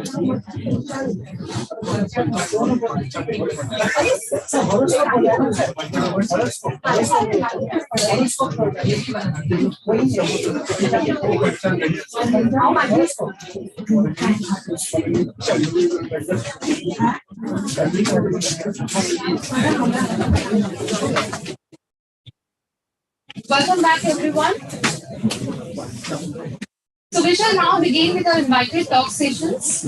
Our first speaker, Dr. Rajni Panchang, is a well-known micropaleontologist who became the first lady ever to complete her PhD from micropaleontology lab at the National Institute of Oceanography in Iowa, Goa. Dr. Panchang is currently an assistant professor in the Faculty of Earth Sciences at the Department of Environmental Sciences at Savitribai Phule Pune University. Her research focuses on the impact of human-climate interaction on coastal ecosystems of Maharashtra, acidification of the Arabian Sea, and fluctuations of sea levels along the Bay of Bengal. She has extensively worked upon paleoclimate analysis using foraminifera, and also is the recipient of Manishankar Shukla Gold Medal for her outstanding contributions to the field of micropaleontology.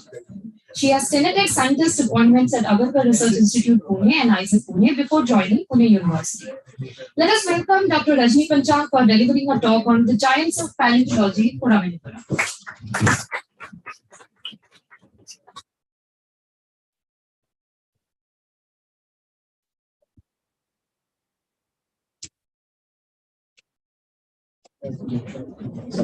I hope we are still in the morning, so I can say good morning, everyone. Said a lot of things about on the kind of research that I'm doing. But last night, when I was making my slides at night, 1:30, 2 o'clock, I saw we had 280 registrations, most of them being students. And that is when I realized that I have a time slot for 20 minutes.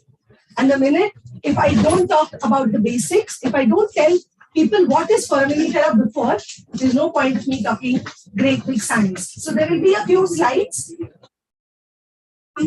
the kind of research and the kind of findings that we can do using foraminifera. But I'm going to talk about foraminifera. And here you'll see what I show here is a foraminifera. If you see, what am I calling it? I'm calling it the giant of paleontology. And this slide is here to depict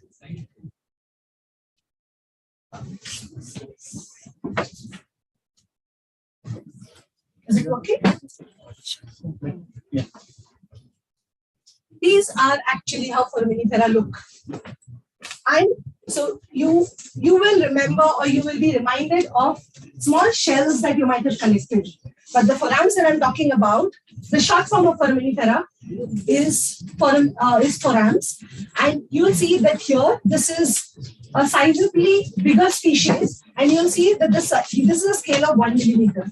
And everywhere you will see that this is a scale of 1 millimeter. And then you'll know that why I have compared it with a dinosaur, and the foraminifera has the audacity of saying the giant in front of a dinosaur. Why do I say that? Right? And that's what I'm coming to. We've all been to beaches and we've all walked on sand. Next time you do that, please carry a lens along with you. And when you scoop out a lot of sand, you'll find hundreds and thousands of foraminifera in there. Foraminifera are nothing but shells, and they are microscopic. Most of them are known to be about in microns till about a maximum of 1 or 2 centimeters in diameter in modern day. In modern day environment, they are not bigger than about a centimeter in size. And this is a magnified look of the sand. This is how you'll see that there are different shapes, different species. One thing that you just heard from Dr. Sathe's talk is, in paleontology, we are still following morphological taxonomy or morphological classification. It's a different morphology. Just by looking at us, look at what we do with human beings. He's dark in color, he's South Indian. Okay? He's short, he's stout, he is from the Northeast or from hilly regions. So we recognize even human beings or anyone by their looks. And that's why paleontology still largely is being followed by morphological taxonomy. And this is what I'm showing you, that here you can see multiple forms in just one sample of sand. I'm trying to come to why am I calling foraminifera giants? These are huge sculptures of foraminifera in China, created by a world-renowned paleontologist, lady, Dr. Zhang. She has, and this is a site of popular visits. Many people go there, and this is a way of rising paleontology. We don't know them, but here you will be surprised that people they're so diverse. The best thing about foraminifera you might be seeing, they're so beautiful. They're so diverse in shapes. They have small ornamentation, which makes them unique. And it also attracts jewelry maker, that they pick up ornamentation from here for designs and ideas.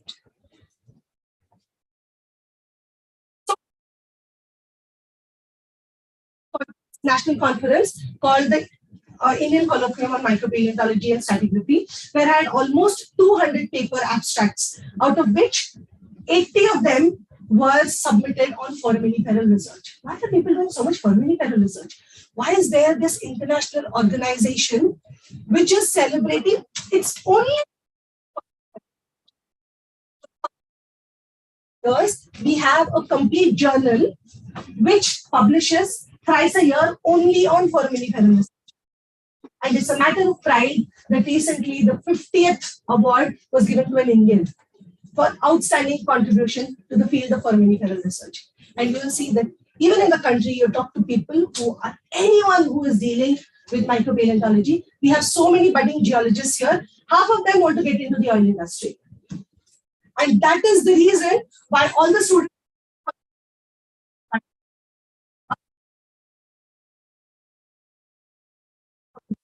Why? What is so unique about foraminifera? And the half of them are the researchers who are interested in looking at the future, that is environment, sustainability, and climate change. Everyone is doing foraminifera.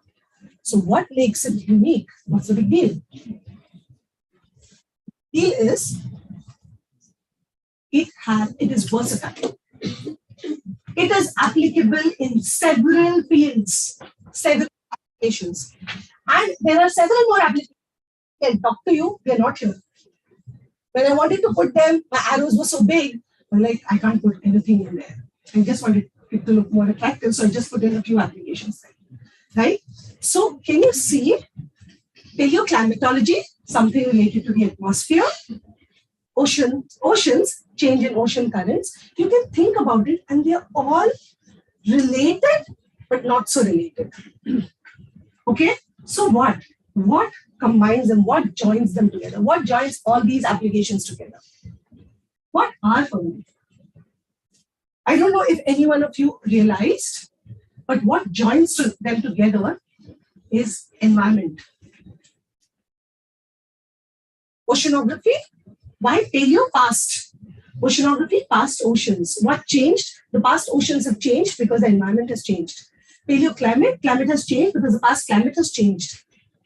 What is proxy? I'll come to that later.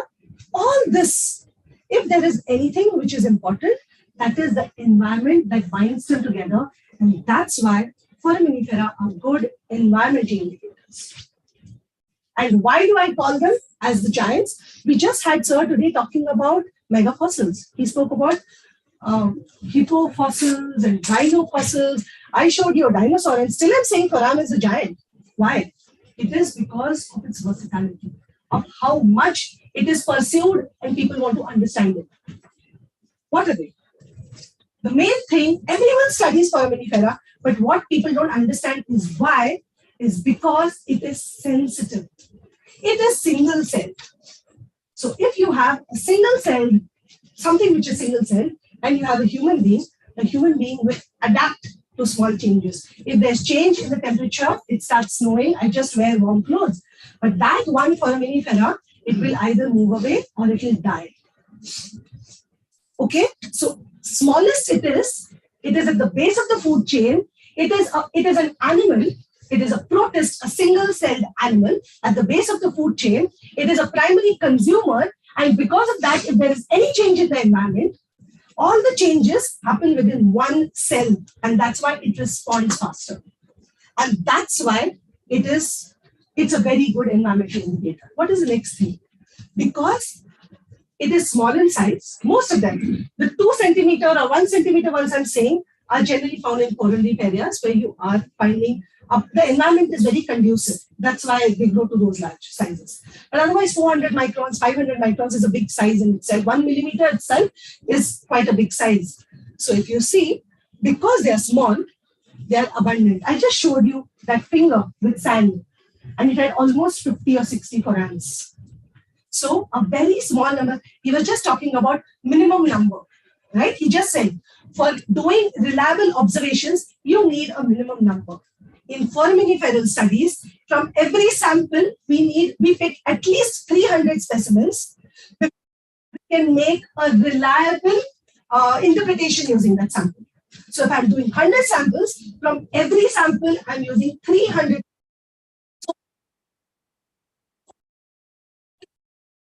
data. And that is why foraminifera serves very good. Another thing, it is so small. We just looked at what happens to elephants, what happens to rhinos. It is a combination of so many bones. And when the tissues go away, they all get scattered. But because forams are small, they get preserved in entirety. They completely get preserved. And because they completely get preserved, it is impossible that you identify it wrongly. Okay? And because they are well preserved, abundant, extremely tiny, extremely sensitive, and what makes them most important is they occur in all marine environments. I look at that as a drawback. You get forams only in marine environments. That is right from brackish water, deltas, estuaries to deep water. You get them in all environments, and that's why they have helped in solving all problems related to marine environments. I already told you, what is it? He was just telling us, no bones, no fossils. What did I just show you? I showed you the shells. These shells are nothing but an exoskeleton. All of us have an endoskeleton. We have a skeleton inside the body.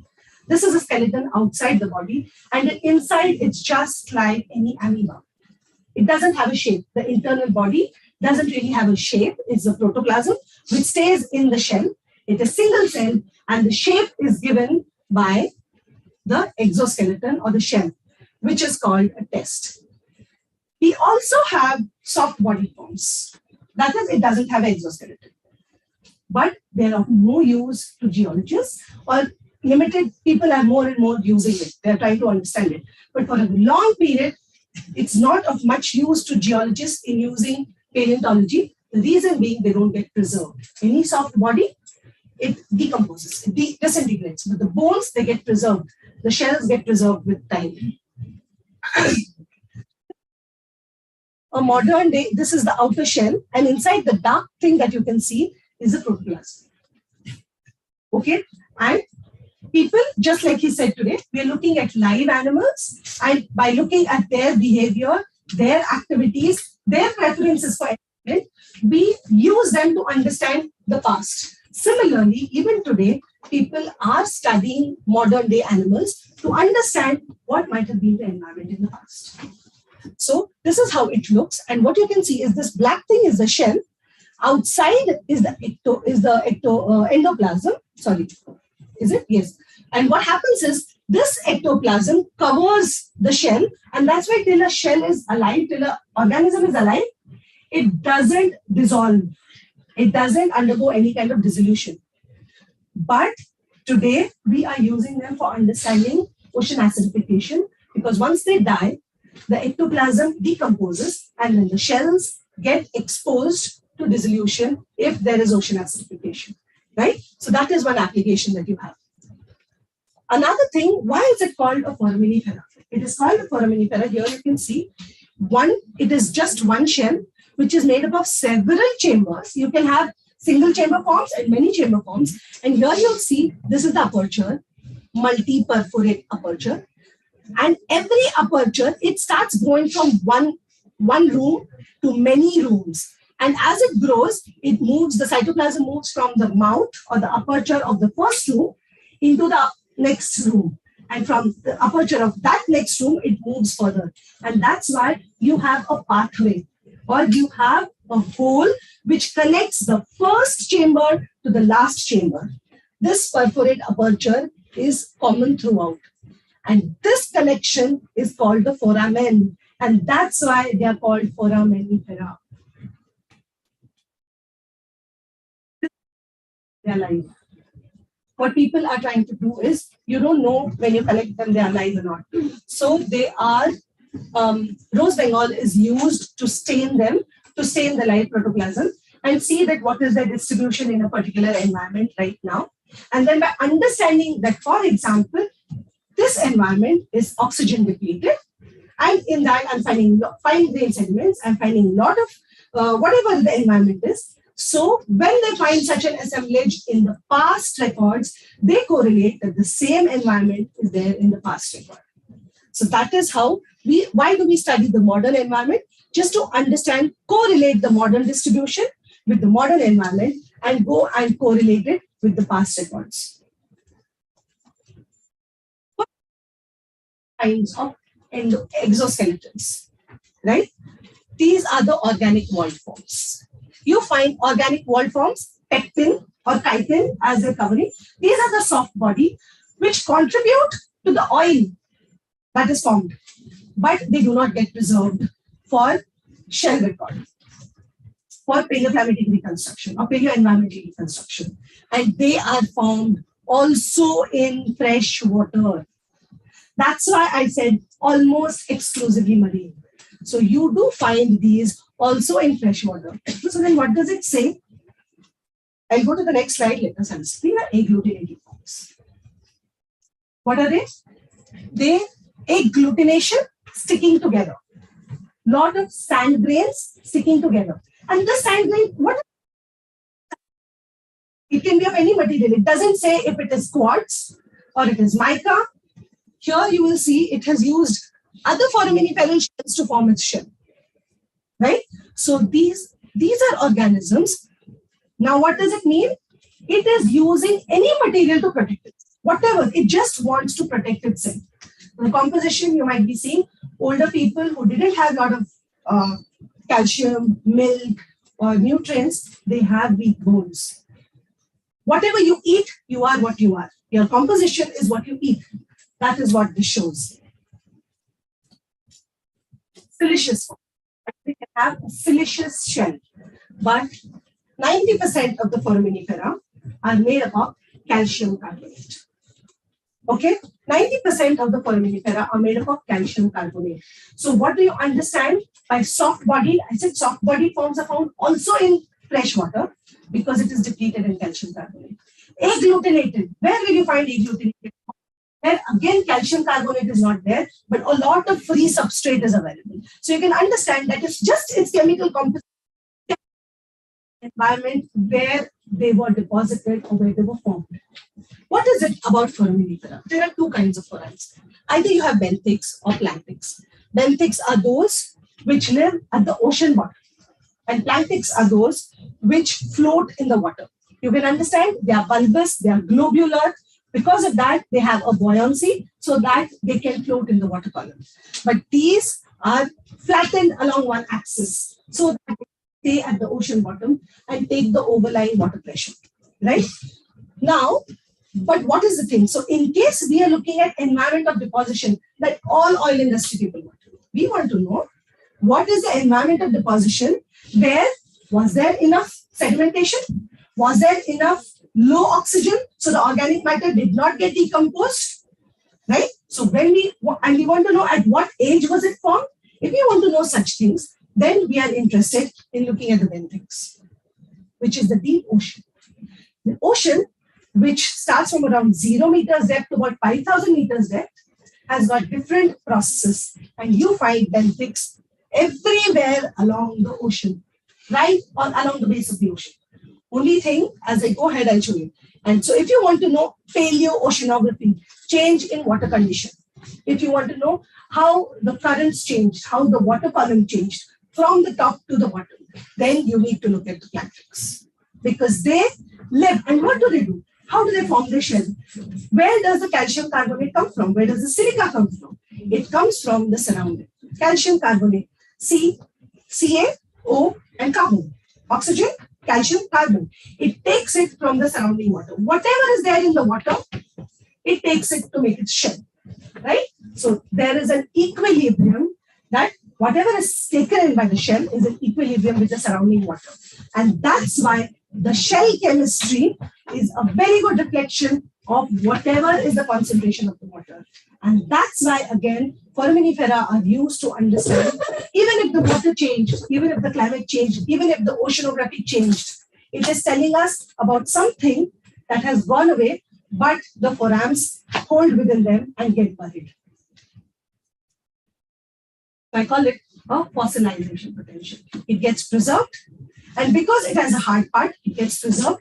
It has the potential to preserve environment beyond time. I will not say it's not very easy, but yes, much easier than, for example, when my dissertation students come and I don't have access to Dr. Naveen Gandhi's lab, I say, okay, let's just look at the shells. Even if I don't have the high-end instruments, I can still work. So even if you don't have a lot of money, but you have the sample, you can still work. And that's why I call it, they're no doubt reliable, but they're easy and not so expensive. Okay, I have a better, yes. Another thing about foraminifera, because they are so sensitive, different environments are represented by different species. I just told you what is species. Different morphological identification shows you different species. And because of that, what happens is, just like you have something, you will see that the shallow water has different species than the deeper water. You will find more agglutinated species in the deep water or in the shallow water, just because it is depleted in calcium carbonate. So what is another advantage? Different species come from different environments. And that's why you can be very sure that you can identify different environments in the past. There are some cosmopolitan species, but there are some indicative species. There are species which will probably, the next slide shows that. Okay. Carbonate depleted will have agglutinated forams. Polluted or stressed environments will have deformed tests. We all see any kind of metal pollution. We have human beings which undergo deformation, right? So the same thing, imagine it is such a small animal, it's such a small organism that any change in concentration, it immediately picks up. And if we use forams for monitoring environments, we can check pollution at a very lower stage before it gets into the higher organisms. And that's why they are good indicators of early pollution.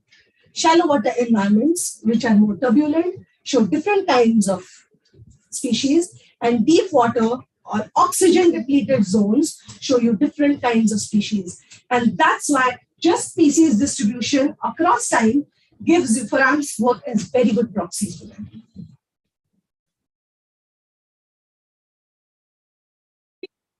What forams 2000 years ago? There was someone called Strabo who saw them and he thought these were lentils. And he thought the people who were building the pyramids of Giza, their food had fallen around and the food had got buried. Okay, and that's why he thought it was. But these are foraminifera, and since then people have known since 2000 years ago. But if you see forams, this is what Sir was talking about. This is the quaternary, the past 25 lakh years, somewhere here. This is the quaternary that Sir has been talking about since morning. And when did forams come? This is 2.5 million years, 2,500 million years. And forams came as soon as the Cambrian. So forams have been there for the past 545 million years. And they refused to die. The dinosaurs died out. Dinosaurs died out here in the Triassic, Jurassic, Cretaceous. The dinosaurs came in and they died out. But the foraminifera have stayed. And here you will see, this was the time, actually I may have another, yes. Can you see this? This is Ulta. This is the Permo-Carboniferous and this is the Holocene. So if you go here, you will say during the Cretaceous, when we had one of the largest extinction events, more number of species were formed. They adapted to different environments. They said, what do they say? What did he say? What did Darwin say? What did Darwin say? That to adapt to any changing condition, if you want to survive, you need to adapt. And that is what forams did.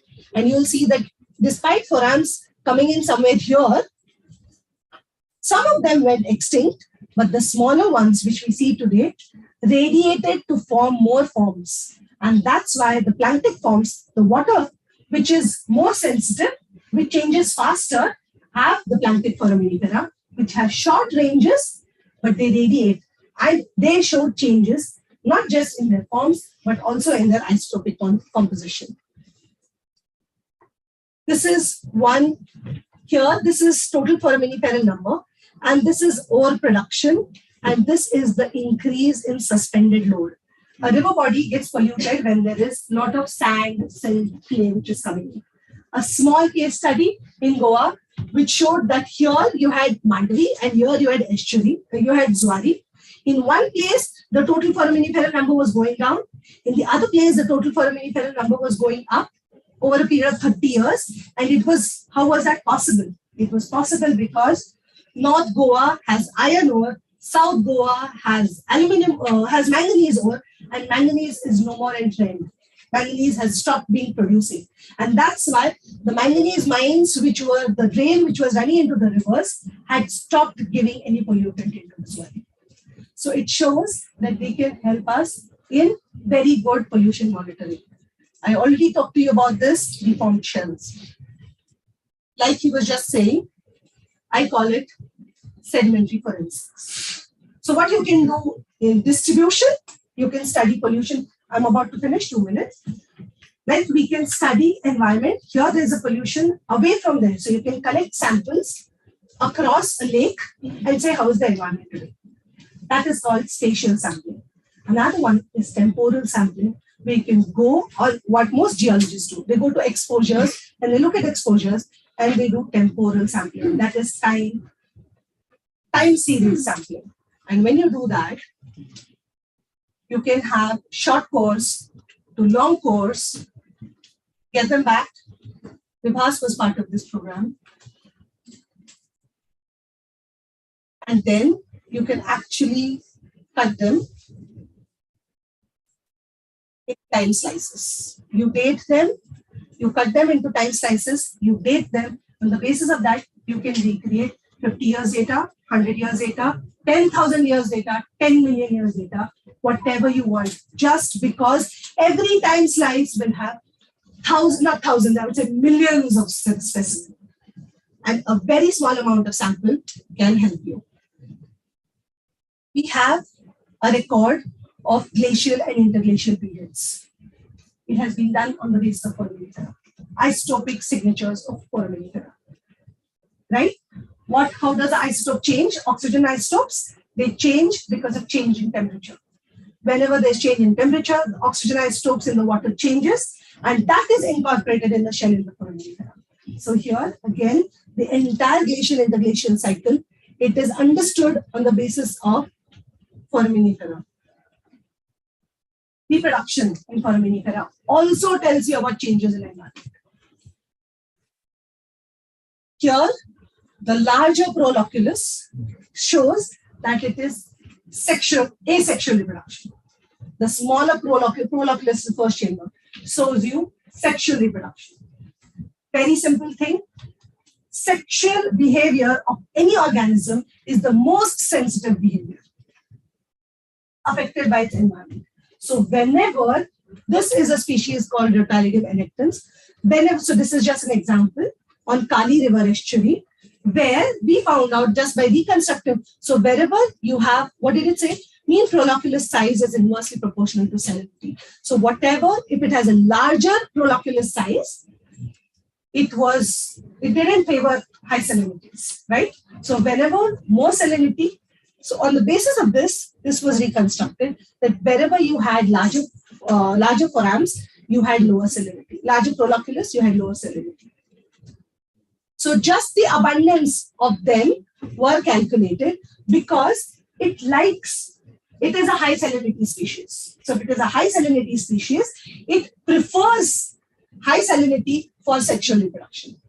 So whenever we are finding more number of these, it shows that it was a dry period. And this was one of the first studies in India which showed that Western India faces a drought every 77 years. And this was important because we could reconstruct the data of 500 years, which even we do not have 500 years of instrumental data. How much instrumental data do we have with IMD? About 100 or 150 years. So in such a time, forams help you.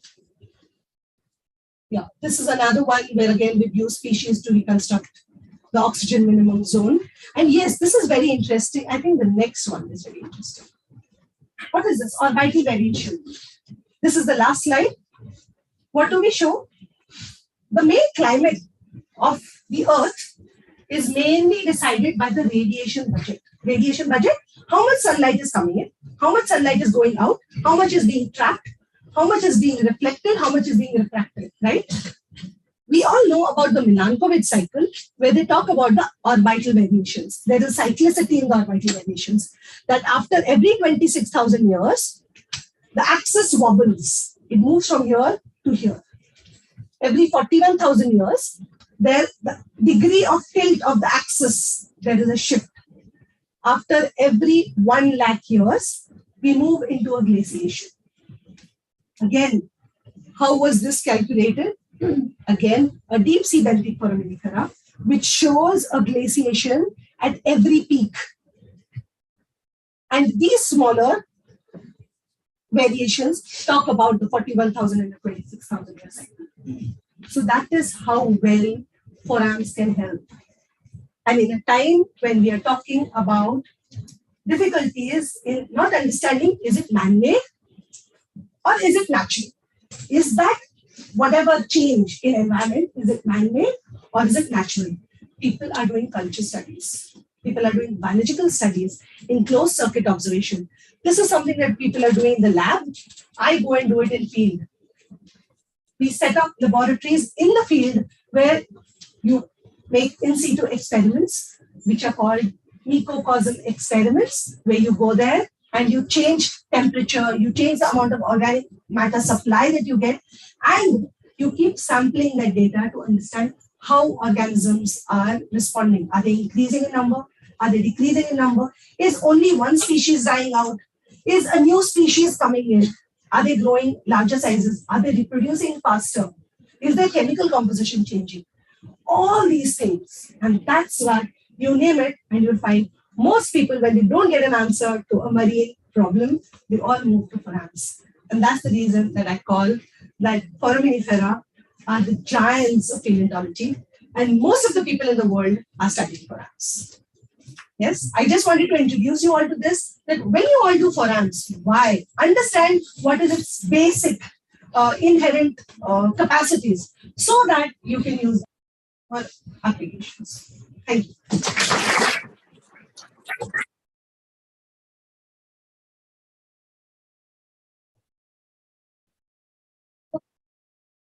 One question, if any?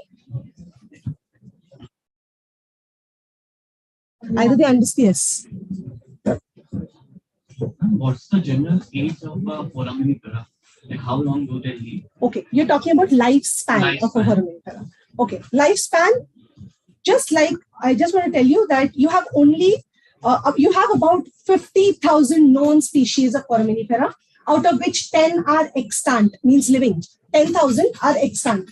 10,000 species of foraminifera are living, and 40,000 are known from the fossil record. We are still trying to understand more and more, for which the next speaker is going to speak on molecular biology to understand taxonomy. One. Second, as because of the latitude, you have the benthic environment is more stable, and it's also more complex, and that's why you have about 30,000 benthic forams or maybe more, whereas planktic forams extant living are only 40. Only 40 known planktic species. As you go to the higher latitudes, the diversity and lifespan both reduce. But as you come to the lower latitudes, lifespan of a benthic foraminifera is known to be about 2 to 3 years. Lifespan of a benthic foraminifera in the higher latitudes is about a year. But planktic foraminifera, there are studies which say that they have a lifespan which matches the lunar cycle. So it varies from about a fortnight to about 3 months.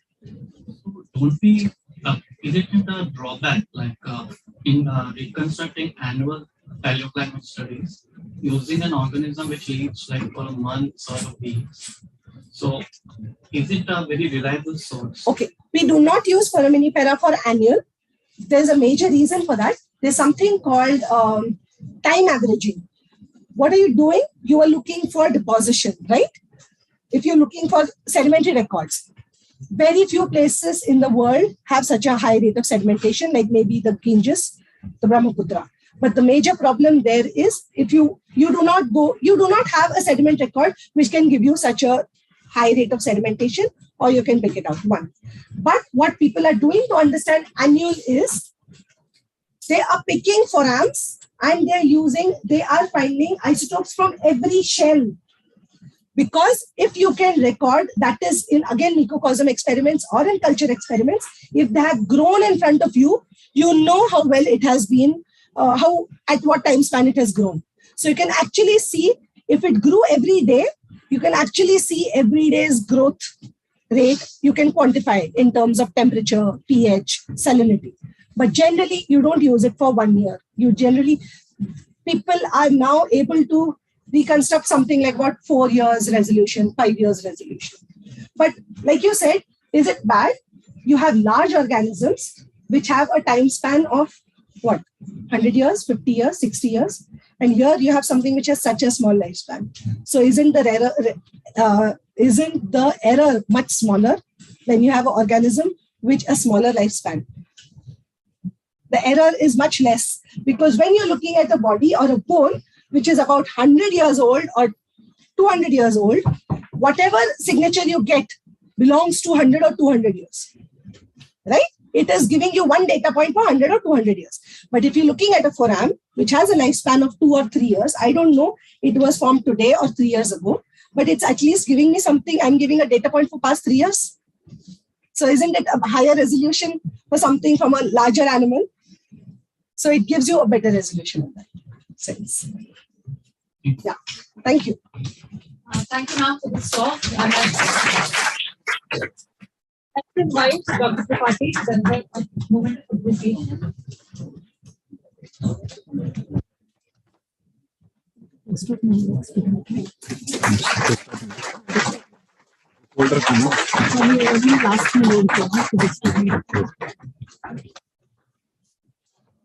Thank you.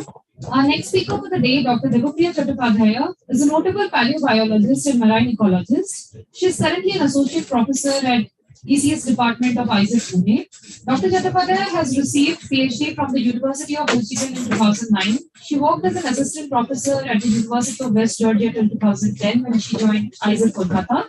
As an assistant professor, she was an associate professor in ISET Kolkata before joining here in ISET Pune.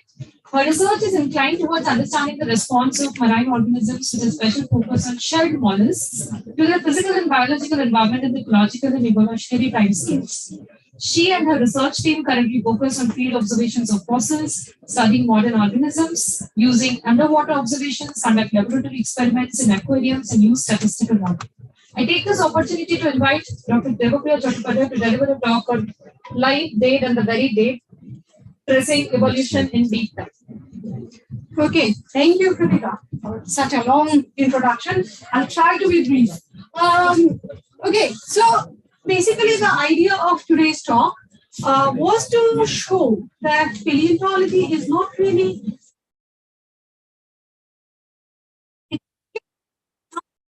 better understand what we see today. Okay, so I'll try to do that. And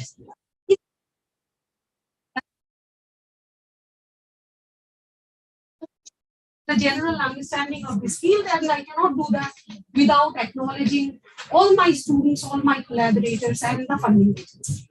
Now, going ahead, I'll start with something which is one of the classic biological themes, which is why groups change. Okay, and one problem of this is when we are talking about groups changing, and especially things that we can observe, it's not so easy to do, especially in short times. So this is one of the classical studies. I'll just talk briefly about it, what it was. It was an observation from England where people observed that the majority of a particular type of moth used to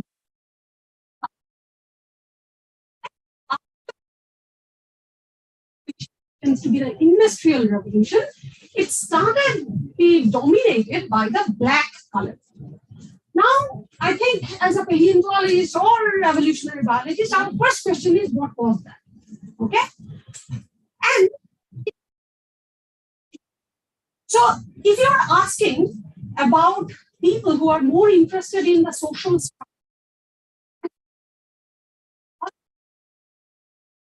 changes in the environment, they will tell you that both these, the localities were facing the winds which bring the from these industries. Okay, as a result, before that, all the trees have this color, and you see the black ones stick out.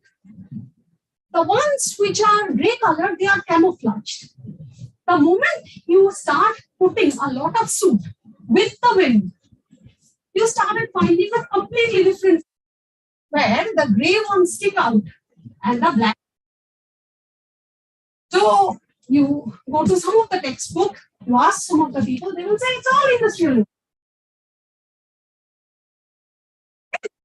Ask, but why are they dominating? They don't care how they look like. They do care whether they are eaten or not. So this is actually matters because birds or other predators, they have consciousness. They basically pick things which has much more contrast, and hence this was contrasting. They were being the targets, and the domination was over the ones which were not being eaten so much. And so if you ask some of the people who are more interested in the biological interaction, they will say that trigger is predation. So which one is it? I think always in these kind of scenarios, we say both. So you cannot really decouple things in terms of the interactions. Finally, physical environment changes biological interaction and eventually change the communities that you see. It's okay to say communities change, some of the domination of certain phenotypes, how they look like, they change. But in terms of development of new species, it takes time, enormous amount of time.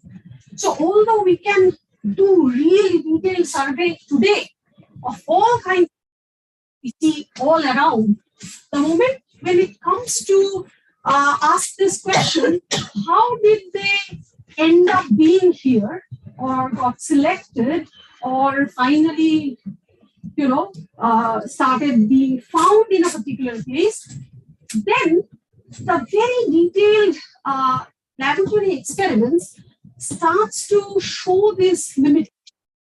There, you have to choose experiences or data from not so great results, okay, but which actually gives you.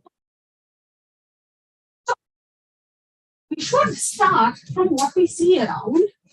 We should try to connect our understanding of as much as experimental data as we can, and things get much easier if you choose a group which is not dinosaur but things which are alive today, and then dead data, and then very dead data,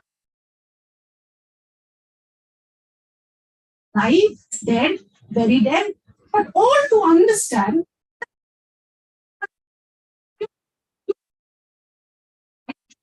or at a certain point of time in the past. So things are not really a result of snapshot of time. Things actually have history, as we all know. All of us, when you see us, we have history. The way we see, the way we look, the way we talk, the way we understand stuff. Okay? And that's something which led people to understand these questions, that what are the physical triggers of change? Because biological trigger, again, there can be another whole talk on biological triggers and their effect. But today, we will just see of how we understand effective triggers on the community level as well as species change. And I think these are a couple of papers which talks about very recent questions and stuff. People are interested if climate change really happens, what happens to the groups? Which groups go extinct? Which change size? Which groups migrate? These are again questions which bother us in terms of all kinds of people who are experiencing it today. But the issue is things take time, and we really cannot create exact experimental setup to finalize the answer. And that's why we have to go back to the record. And one to study these kind of real big effect is the places which are marine, but also sort of an enclosed. So again, the fascination of marine record is because they have better records. Okay, it's pretty much like that old saying, "Lost the key, where are you looking for?" I'm looking under the street light because there is like lost the key at home. But it's not so stupid because you know which parts you can actually miss.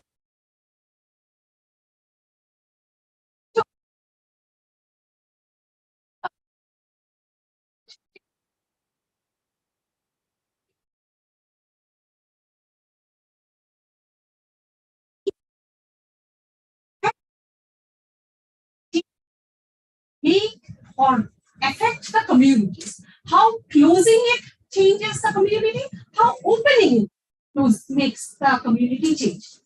Now, how am I going to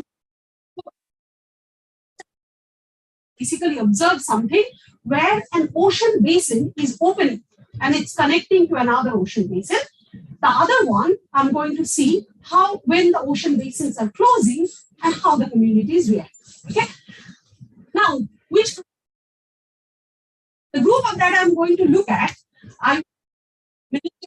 paleontology. So there is this giant forams, and then there is this giant, hippos and elephants. I'm going to look at things which are somewhere, okay? And sometimes they don't have these charm of big hippos. They don't even have the curiosity of these tiny forams. They actually bring a lot in number and some other interesting things. And for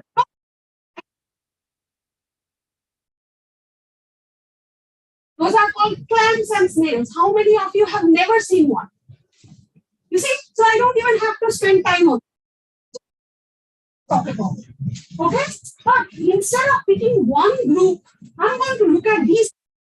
Okay, so which are, it can be live, some of the parts can be live, and people can do experiments with them. Some of them could be dead, very recently dead, but it can. That means this thing can actually represent a combined history of over 5,000 years, okay? And which creates a nice baseline, an averaged line of what you are expecting, especially when you have to compare with a sudden change, okay? So you always like to compare with average values. It might sound counterintuitive, but it's something like that. Let's say somebody comes out of the door and I find him to be very tall. Now, obviously, if it's my point of view, I think half of the population will look.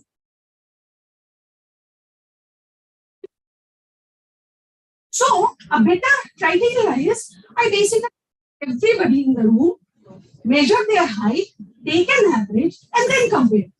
So, what happens after all these events? What we get the data from live, but the average comes from time averaged things, which is the dead data. There are also cool stuff. These are clams. When they decompose, the tissue is gone.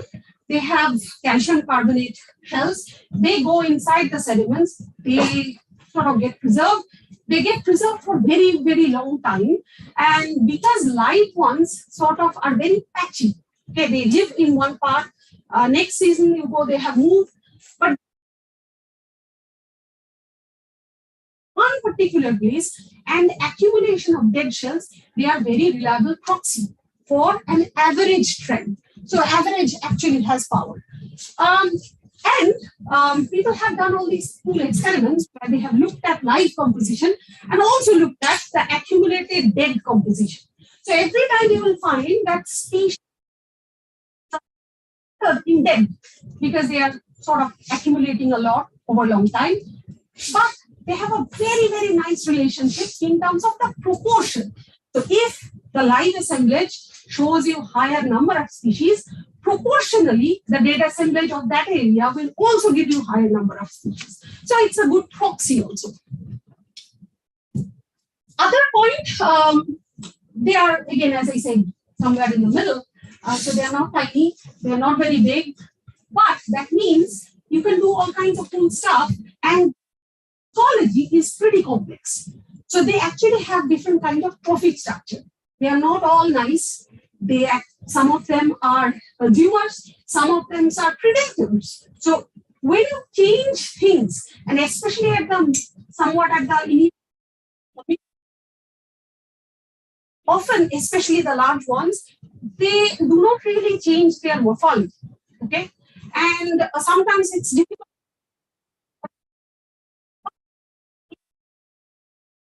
The community level, how many predators are there versus how many primary producers are there, how many consumers are there. So having a relatively complex ecosystem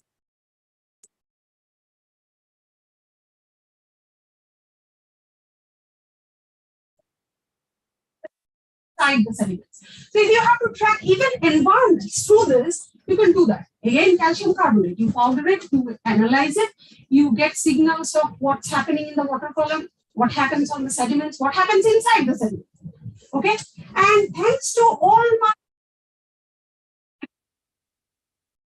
instruments, all I have to do is not to mess up collecting powders of sometimes even messes happens even then.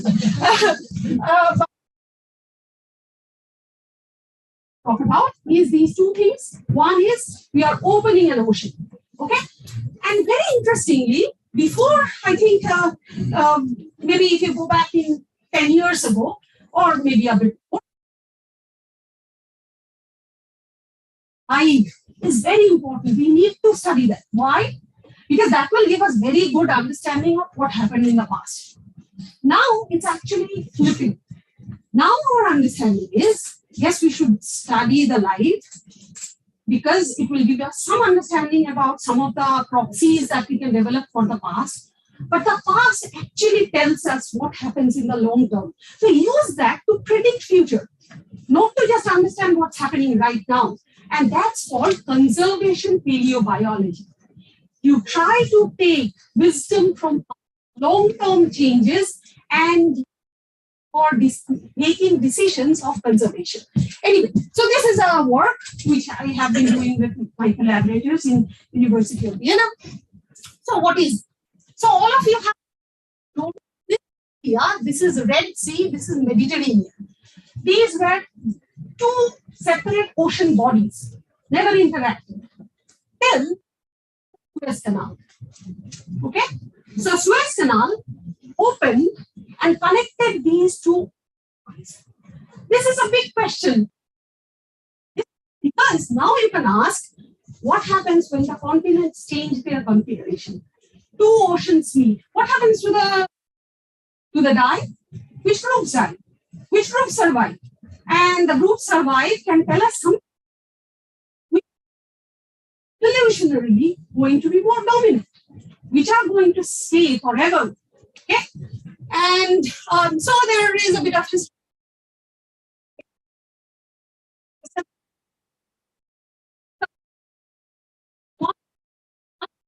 Of the Suez Canal was Ferdinand de Lesseps, and therefore any change that is happening, biological change happening because of the opening of the Suez Canal is called Lessepsian invasion. Invasion is a big point for biologists as well as all or anywhere related to the sea, because they tend to replace the natives. So it just doesn't have moral implication. It also has ecological implication. So what we did here is basically looked at the time averaged assemblage from this area and then compared it with the live record of the invasive species to understand what makes something to be a dominant invasive species. Record, so these are all kinds of groups been going from Red Sea, coming to Mediterranean, of establishing themselves and doing it very well. And over time, the Mediterranean is also getting warmer. So it's representing more tropical environment than the other way around. Now, so my collaborators, they collected materials from all over the place just to have this question clear. And when we first started looking at the data, like any other scientist, that we will look at these average data of which were there, and we will find out 3 or 4 characters, such as how deep they go, or how quickly they can migrate, or what they eat, and it would be a fantastic where we have found out all these characters, and then we will predict. You see, be aware of these groups which can swim, which can go deeper, and all these things, and be aware of only those groups because they can be good invasive species, and because that's the conservation decision. Unfortunately, nothing of that sort appeared. It was all over the place. There was not a single character which explained the data. Then we realized, like any other person in this situation, that we have to do a bit of literature survey. We have to actually understand the mechanism. We cannot simply rely on data. In order to make sense of data, you have to know what you are looking at. With understanding that what is this invasion process? Is it like one go? You open the door, everything goes? It is not. It actually has a couple of. So there are stages like arrival. Some groups will arrive. They are good at just going there, but they will only maintain that area. See, they just got into the Mediterranean.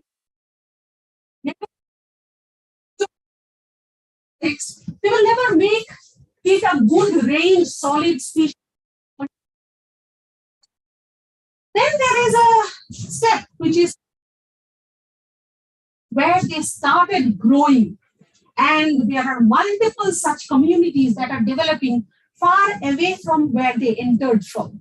And then there are things which are called spread, that they're actually going out of that basin and going into the farthest.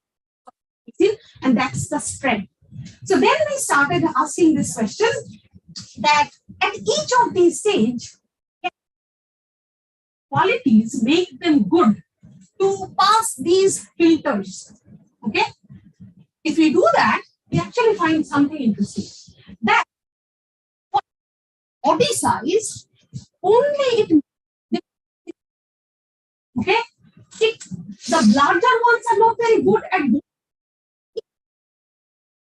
Then if it's a large one, it actually survives and goes to the farthest. So the conservation decision is, you don't stop all the large ones, but if you spot something which already in basin which is large, definitely try to stop them, because otherwise minimum depth and all kinds of ecological criteria. Again, the bottom line is that any specific guidelines how to deal with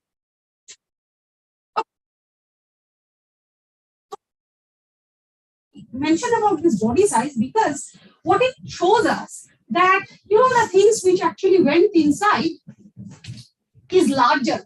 Preferentially, they are larger. So what does that make the Mediterranean pool? The Mediterranean overall body size increases over time.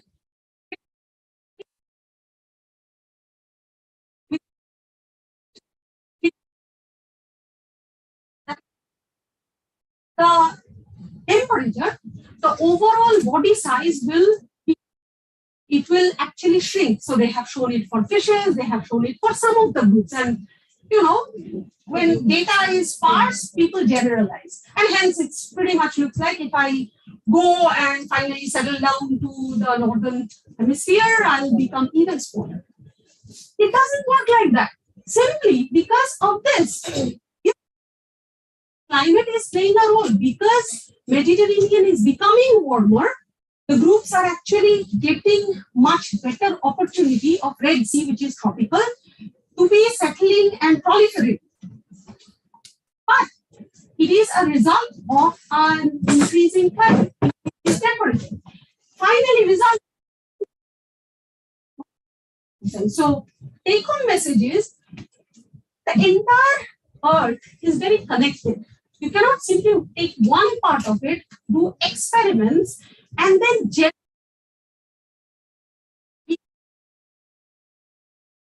because all of these other factors are one of the most important things, because they are interconnected. You cannot simply ignore that. Okay, I think so Gyan, how much time do I have? No time? Okay, so 3 slides. That's my promise.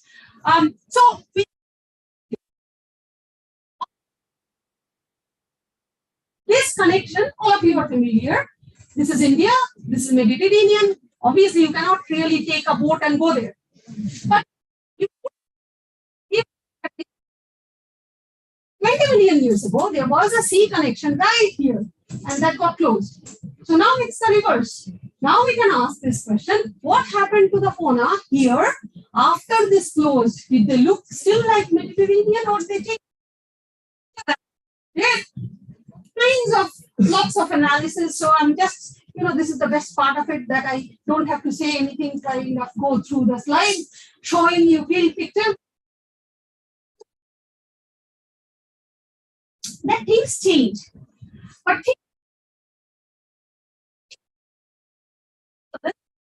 tropical species like ours, we found it from Gujarat, that they are changing over time. But the Mediterranean fauna is changing rapidly.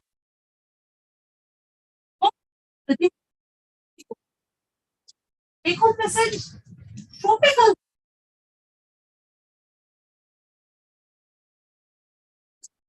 and temperate fauna. Why is it a concern? It comes from temperate data, and we are trying to model the whole Earth. It's not going to behave like that. So we need more data from tropics, and it's important to study things.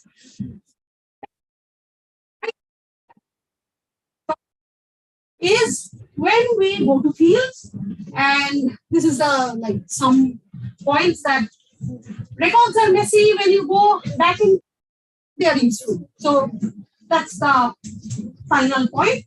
The best part of my life is when I'm in the field. And there is a small story about it. Is we were in the field.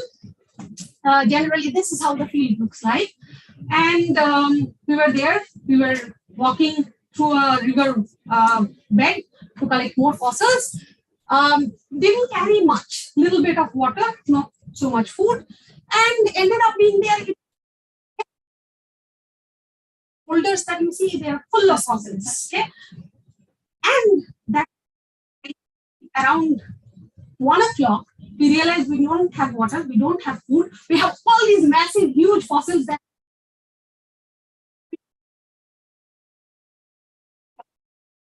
Here came these two guys who were looking at us for quite some time and came and said, our mother sent this. So these were all nuts, okay? Moonful. And I think these are the rare glimpses that I actually see of what community is, that a mother who hasn't seen in Kutch heat to walk for 2 kilometers snacks for complete strangers. And I want to believe that we have a hope in terms of preserving fossils, preserving natural history museums, because it doesn't matter which background you are coming from. Still, they were the most curious. They were asking us for the rest of the day all about fossils. And best day of my life. Thank you.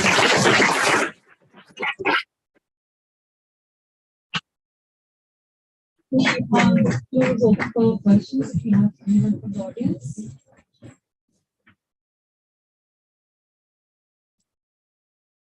Yes. Yes. Very good. This was what you said. There's a lot of data regarding temperate, but not much regarding tropics. I didn't get that point. Okay. So majority of the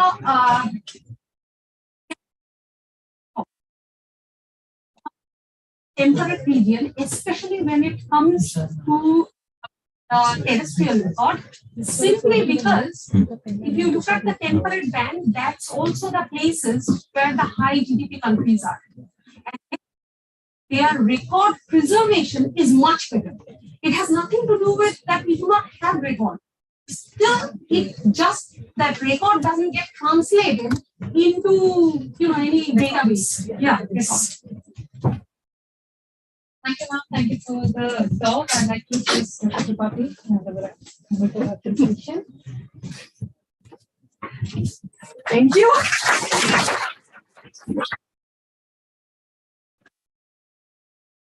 Okay,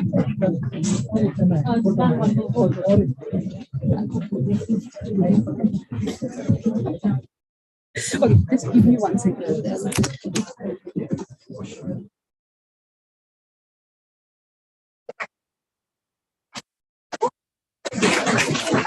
Thank you, ma'am, for the talk.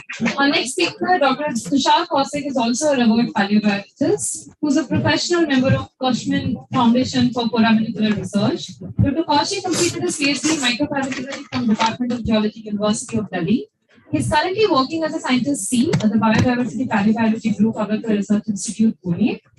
He has also tenured assistant professor at the St. Xavier's College, Mumbai.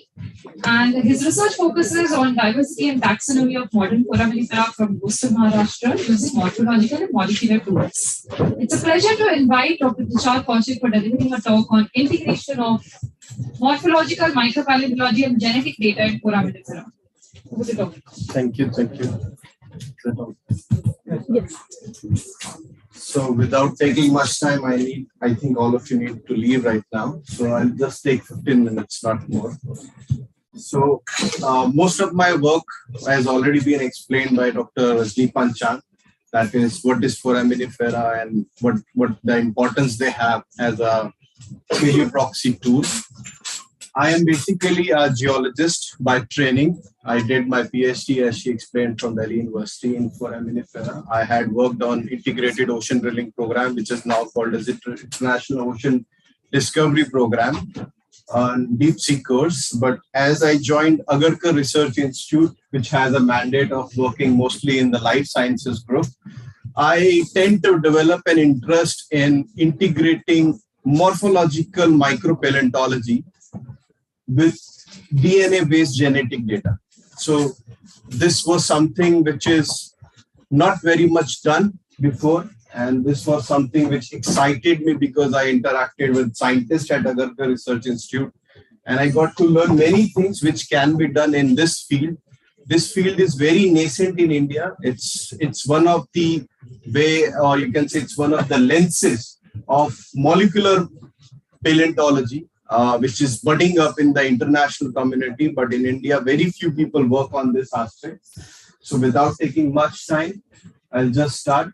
So like an inspiration for any further research, you need some background study or some inspiration from people who you really admire. So the work which I started, the inspiration comes from two of the doyens in the field of micropaleontology, late Professor M.S. Srinivasan and Guruji of Dr. Rajni Panchang, Dr. Rajiv Nigam. And they basically are the few people from India who initially started working on the genetic aspect of benthic foraminifers. And Dr. M.S. Srinivasan wanted to promote that work by writing a review in 2000 Science. So with this slide, I think most of you will be confused why this slide is there. But on my perspective, this slide is saying this is what we know. So you can see this square at the center is what we know of the morphological diversity of foraminifera from the worldwide oceans. Because foraminifera, as Dr. Rajni Panchang has said, are exclusively marine, and there are many regions in the world, oceans, which are still yet unexplored. So what we know is very little of what we yet don't know. And this is just for the morphologically studies of foraminifera, which has been carrying out for last 200 and 300 years. But if you see this dot, this is even smaller. This is almost 10 to 20 times smaller than the initial square. And this is telling you about the genetic data of foraminifera, which is even further scarce or further less as compared to the morphological documentation. So this is what we want to come out of. So from this, we want to do this. So we want to bring lot of genetic data of foraminifera, just like the morphology, into the GenBank database or the DNA-based database, so that lot of data is available for the morphological foraminiferologist, for the paleontologist, for the environmentalist, to know what kind of a species they are finding in their samples. So this is an image of a next generation Illumina sequences, and each dot, white dot, is representing a sequence of a species. So I will introduce you very two concepts in molecular studies. This is called as DNA barcoding. That is exactly what we are doing in our lab. So foraminifera is basically considered as a geologist baby. So till 1990, when you have DNA sequences for all other eukaryotic protists and plants and diatoms, bacteria. We didn't have any understanding of molecular background of foraminifera. It was the first attempt in 1990s by Langer et al., Ray et al., Scalata et al., and many others, that the first DNA sequences of foraminifera was extracted. And with this concept, it's a very simple. You have a long thread of DNA which has multiple copy genes, small copies of genes. So what we do is we standardize a DNA region, which is to be explored in each species, so that we have a scale, a yardstick from which we can compare species A to species B. And the red portion is called as the barcode region, which is conserved in all the species. Yellow region is considered as a hypervariable, which can show you the glimpse of that this species is different from the species B. Now why we are doing this? So this is a part of a bigger program called Barcode of Life Science Data Systems, in which there's a huge funding available for European American scientists, which are doing a lot of DNA barcoding, extracting the DNA, amplifying it, and generating a lot of DNA sequences, just randomly generating it for the community, for the science, and for the scientists. India has also taken up an initiative in that way. So this is a general genetic DNA analysis of foraminifera, which is done in our lab. This is my lab at Agartha Research Institute. We go to the field like every other geologist, microbiologist. We collect the sample, then we sit under the microscope for hours and hours to analyze which species is alive and dead. Then we do their SEM analysis, scanning electron microscope, then we extract their DNA, then we amplify that DNA, then we generate the sequences, and then we integrate all that information of morphology, molecular, morphometric analysis, and we generate these sequences. And then, if you can see over here, these are the sequences of different species of benthic foraminifers. This is from our lab. And as you can see, this particular region is similar in all the species, and this particular region is different in all the species. So every species has its own molecular signature. Means just by amplifying a DNA, we can get to know which species is A, which species is B.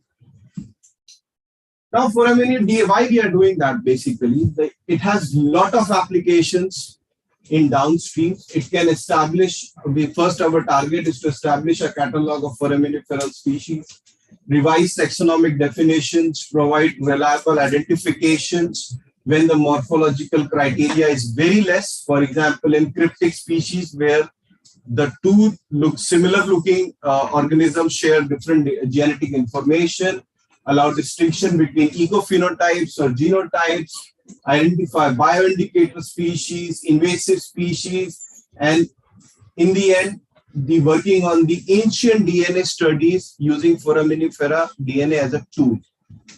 So these are the few of the case studies from our lab. These are the publications we have brought up using our work.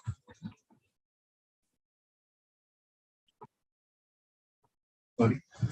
So this is the first organism we started working on. It is an agglutinated benthic foraminifera, as Dr. Rajni Panchang has showed you. You can very beautifully see here there are different lot of grains attached over the surface of the foraminifers.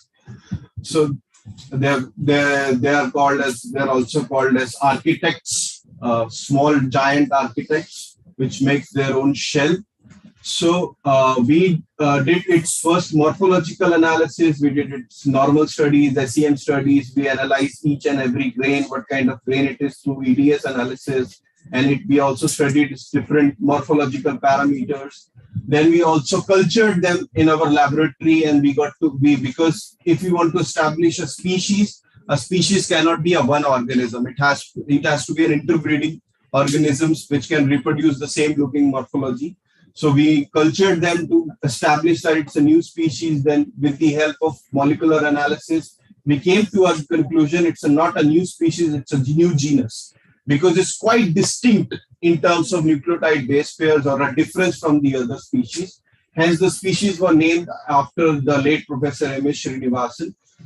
Now, this is an important study which helped us understand about the lot of problems because of critic species in foraminifers. Foraminifers has a very much implications in paleoclimate and in a species-specific proxy. For example, Bulloides is considered as a proxy for paleomonsoon. So if you have Bulloides and you are not sure about its taxonomy, you may get confused with a morphological similar looking species and you might be getting into a wrong or an erroneous results.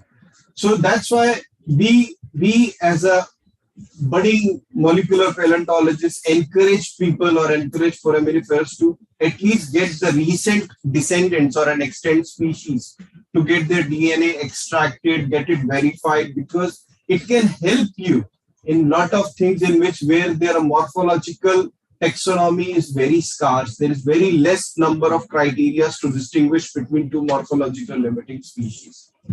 Second example is ammonia. This is benthic foraminifera species. It's one of the most common species. If you walk along the beach of the nearby Maharashtra coast, if you get a sand, as ma'am has told you, and if you have a lens, this is the first most striking species you will find in the coastal regions. So again, we started working on that. We got to know that we saw that there are different kind of morphologically different species, but they are all clubbed together as Ammonia beccari. Morphospecies group. Another one is Ammonia tepida. They are all grouped as Ammonia tepida. Now, the worldwide, there is only 3 types of ammonia species recognized today. One is Ammonia parkinsonia, Ammonia tepida, and Ammonia beccari. Means one genus, 3 species. Now, as a normal person, if you have an intuitive mind, so we know that there is a concept of endemism and there is a concept of cosmopolitanism. For considering these small eukaryotes, which are very small in size, it is generally considered that they can be carried away by the ocean currents and can be found all around the world, and they cannot be endemic, basically, because they are very small. They can be carried around with the help of the ocean currents, and they can be found here and there. So we came a very simple question that is the Ammonia beccari I am extracting from the west coast of India is similar to the Ammonia beccari which is found in the East Pacific coast of the Chile coast. So this is a very simple question we asked ourselves, is it so? So morphologically they are just same, so you cannot really differentiate them.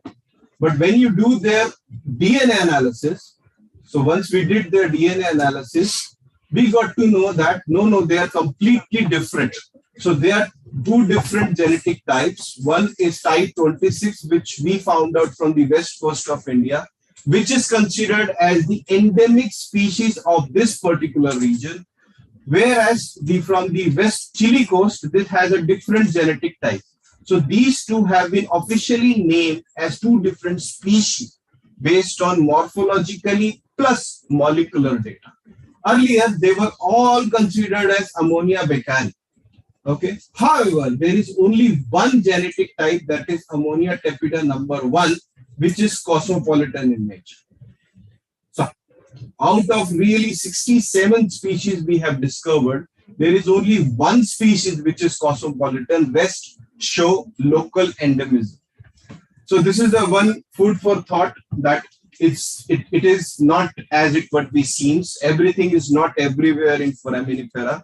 Foraminifera do have local endemism. And it is interesting also, if you get to know about the geological history of the evolution of this particular type, it is interesting to know what climatic patterns favors an evolution of a species.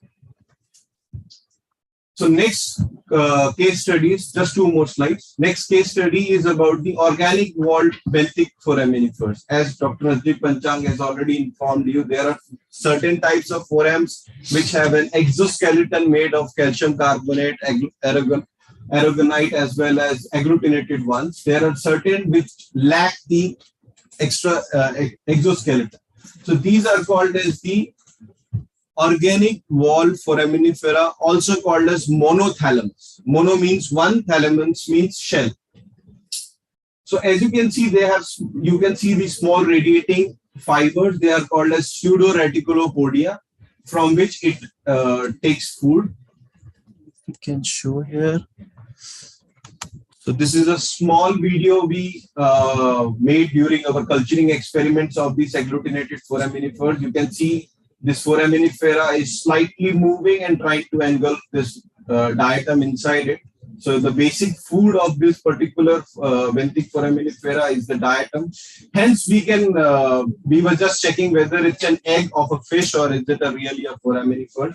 So these fibers from the aperture and the action of its habitat confirms that it's and these both of them is yet unpublished, but we are going to make it as a new species endemic to Indian coast. So what molecular work has really incorporated or really suggested and really helped in the morphology foraminiferal studies is the classification. So apart from taxonomy, the molecular work has really reclassified the taxonomy of the whole species which we know in the foraminifera studies. So earlier classifications were based on the morphological basis. See, morphology of one lab, one person, one eye, and its observational potential, the relief it can see under a microscope is different to the other person. It cannot be matched exactly. There is no set of yardstick characteristic parameters which can be defined just in the case of another organisms for one species to another species, one lab to lab two. So we need a yardstick, a certain form of way, a scale which is common in all the labs, and from that you can tell about the difference in a species. So DNA molecular studies are really important in that aspect. And as you can see, this is the World Foraminiferal Database based on Hayward et al. It is online curated, free of cost, open access. So as you can see, the number of species in Foraminifera were very low till 2014. And after 2014, it just suddenly shoots up because the number of molecular studies in Foraminifera have picked up to such a level that new species are explored almost every year. So this is the strength of Foraminifera DNA barcoding. And now for the challenges we have. So our challenge is definitely to complete the diversity scanning based on DNA barcoding for plantic and benthic using DNA barcodes. So these DNA barcodes will be providing us as the base knowledge database on which the environmental meta-barcoding or environmental biomonitoring can be done. So what is e-meta-barcoding? So this is the e-meta-barcoding. This is its workflow. So you collect the sample, then you do NGS sequencing, then you do the bioinformatic analysis, and then you get the results. However, if the same sample can be water or soil, suppose you have been given 1 kg of soil and you have to analyze what kind of a pollens it has, what kind of a foraminifera it contains, what kind of a plant it has, what kind of a bacteria it has, what kind of diatom it has. It will take you years to compile that data. However, this NGS technology from which we can do this in only 2 months. So this is the strength of NGS sequencing, but to come to that level, we have to first fill the DNA barcodes, that is the background knowledge on which these studies can be formed. So the way forward is to use e-meta barcoding for future deep sea monitoring and definitely for paleoclimatic studies. Now, there is a lot of people around here who will be doing foraminiferal studies because they are the disciples and the followers of Dr. Rajni Panchal. But I wanted to have a plea that please include DNA barcoding in their studies, because if you can see that there are around 14,860 foraminiferal species morphologically documented till now. When I talk about species in this category, I'm talking about extant species or living species, not the dead and extinct ones. And when you compare these species record with the GenBank database, they are about only 1%. So you have a lot of scope for further and future research. And then these studies, these DNA barcodes which you will be generating can be used for diversity assessment. They are very quick, very efficient way. These days, DNA sequences are very cost effective. You can get a DNA sequence for 200 rupees, even lesser. And then we can call the community specialist. If you don't want to do that, you can send us to at ARI. We will help you out in DNA sequencing of foraminifera. and we will get its DNA analysis, and you can also help us with the morphotaxonomic documentation.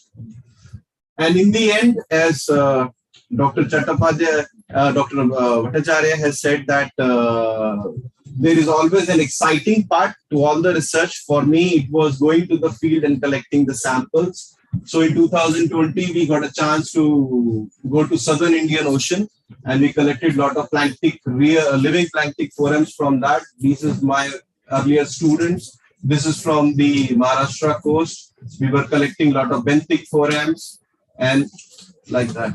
So thank you.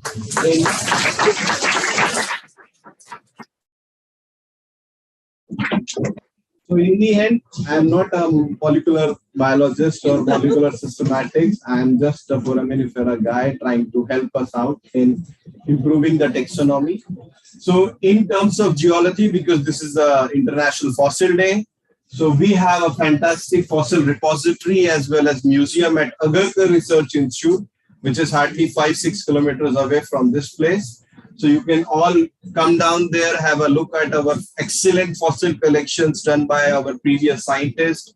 And you can also get a chance, if you get fascinated, we can always hear a lot of student research options available. You can always welcome there and join us at Agarkar Research Institute. Thank you. Now, the floor is open for questions. Do you have any questions from the audience? If I'm happy to, they all want to go. When I'm working deep in time, like 5,000, 10,000 years ago, Yes, yes. how do I get my samples to you for DNA sequence? See, right now, as I said, we need to develop the DNA barcodes for living species. Living species doesn't have a range of 500-600 years. They have a range of thousands and millions of years. And when we talk about deep sea samples, the samples has to be extracted in such a way that DNA has to be preserved. If the sample, there's a lot of problems in extracting DNA from the ancient samples. But yes, people are doing it. There are certain labs which are able to do that. It's very sophisticated way, and there's very sophisticated tools are required, but it can be done. I am requesting only for the living organisms which can be cultured, which can be seen under the eye, and which are recent in forms and have a long range. But for the fossils, obviously we can have a morphologically conserved features which can help us understanding the past fossils which are descendants of the living, so that we can relate them and make a better taxonomic observations from the past. But yes, definitely things has to move. This is very nascent stage. Just started 2 years back. So thank you. Thank you, sir. I'd like to request Dr. Tripathi to have a moment of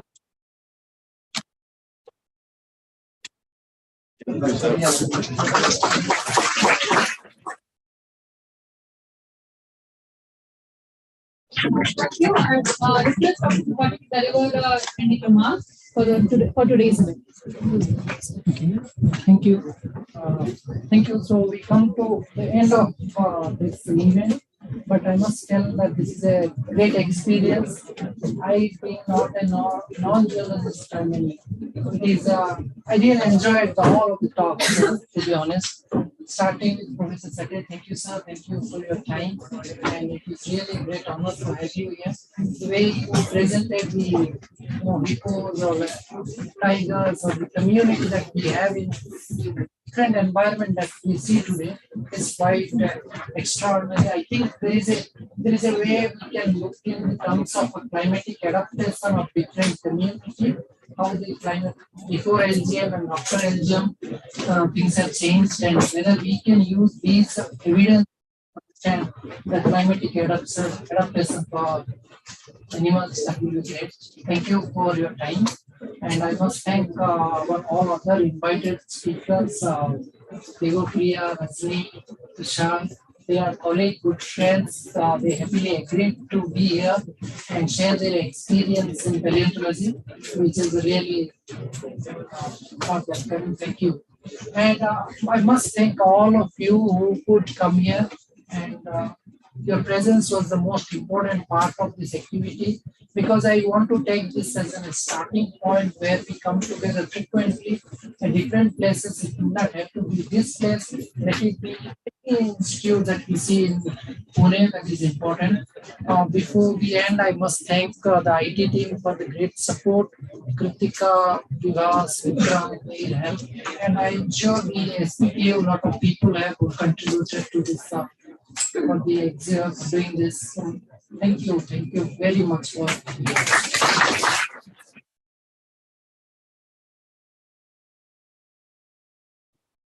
Oh, I'm sorry, I forgot. There was a very nice fossil display which was organized by Venu and our paleobiology team. I'm sure you guys enjoyed. They put a lot of effort in doing this. Thank you. Lot of online also we have lot of participants. So thank you, sir. Thank you being here. Hope to see you sometime soon in a better for a better reason. I cannot but not each one of you, the HODs, the principals, the teachers, and the students of Ferguson College, Wadia College, Pune University, ISER, Deccan College, Agharkar Research Institute, and from other departments which I may not have named. I hope that this activity was one of mutual benefit, and thank you all for giving us your Saturday morning. And I really hope that you have some takeaway from it. And thank you so much. We are a small community. Geologists are a very small community. Let us stick together and interact more. Thank you so much.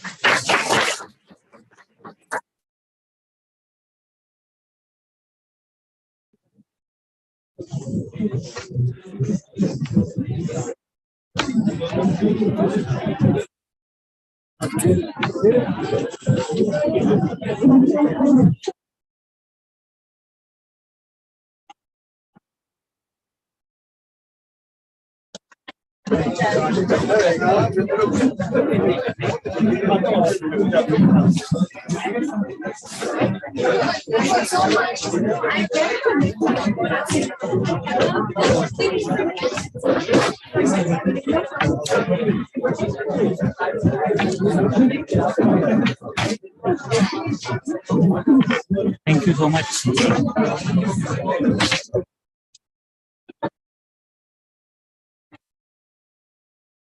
Thank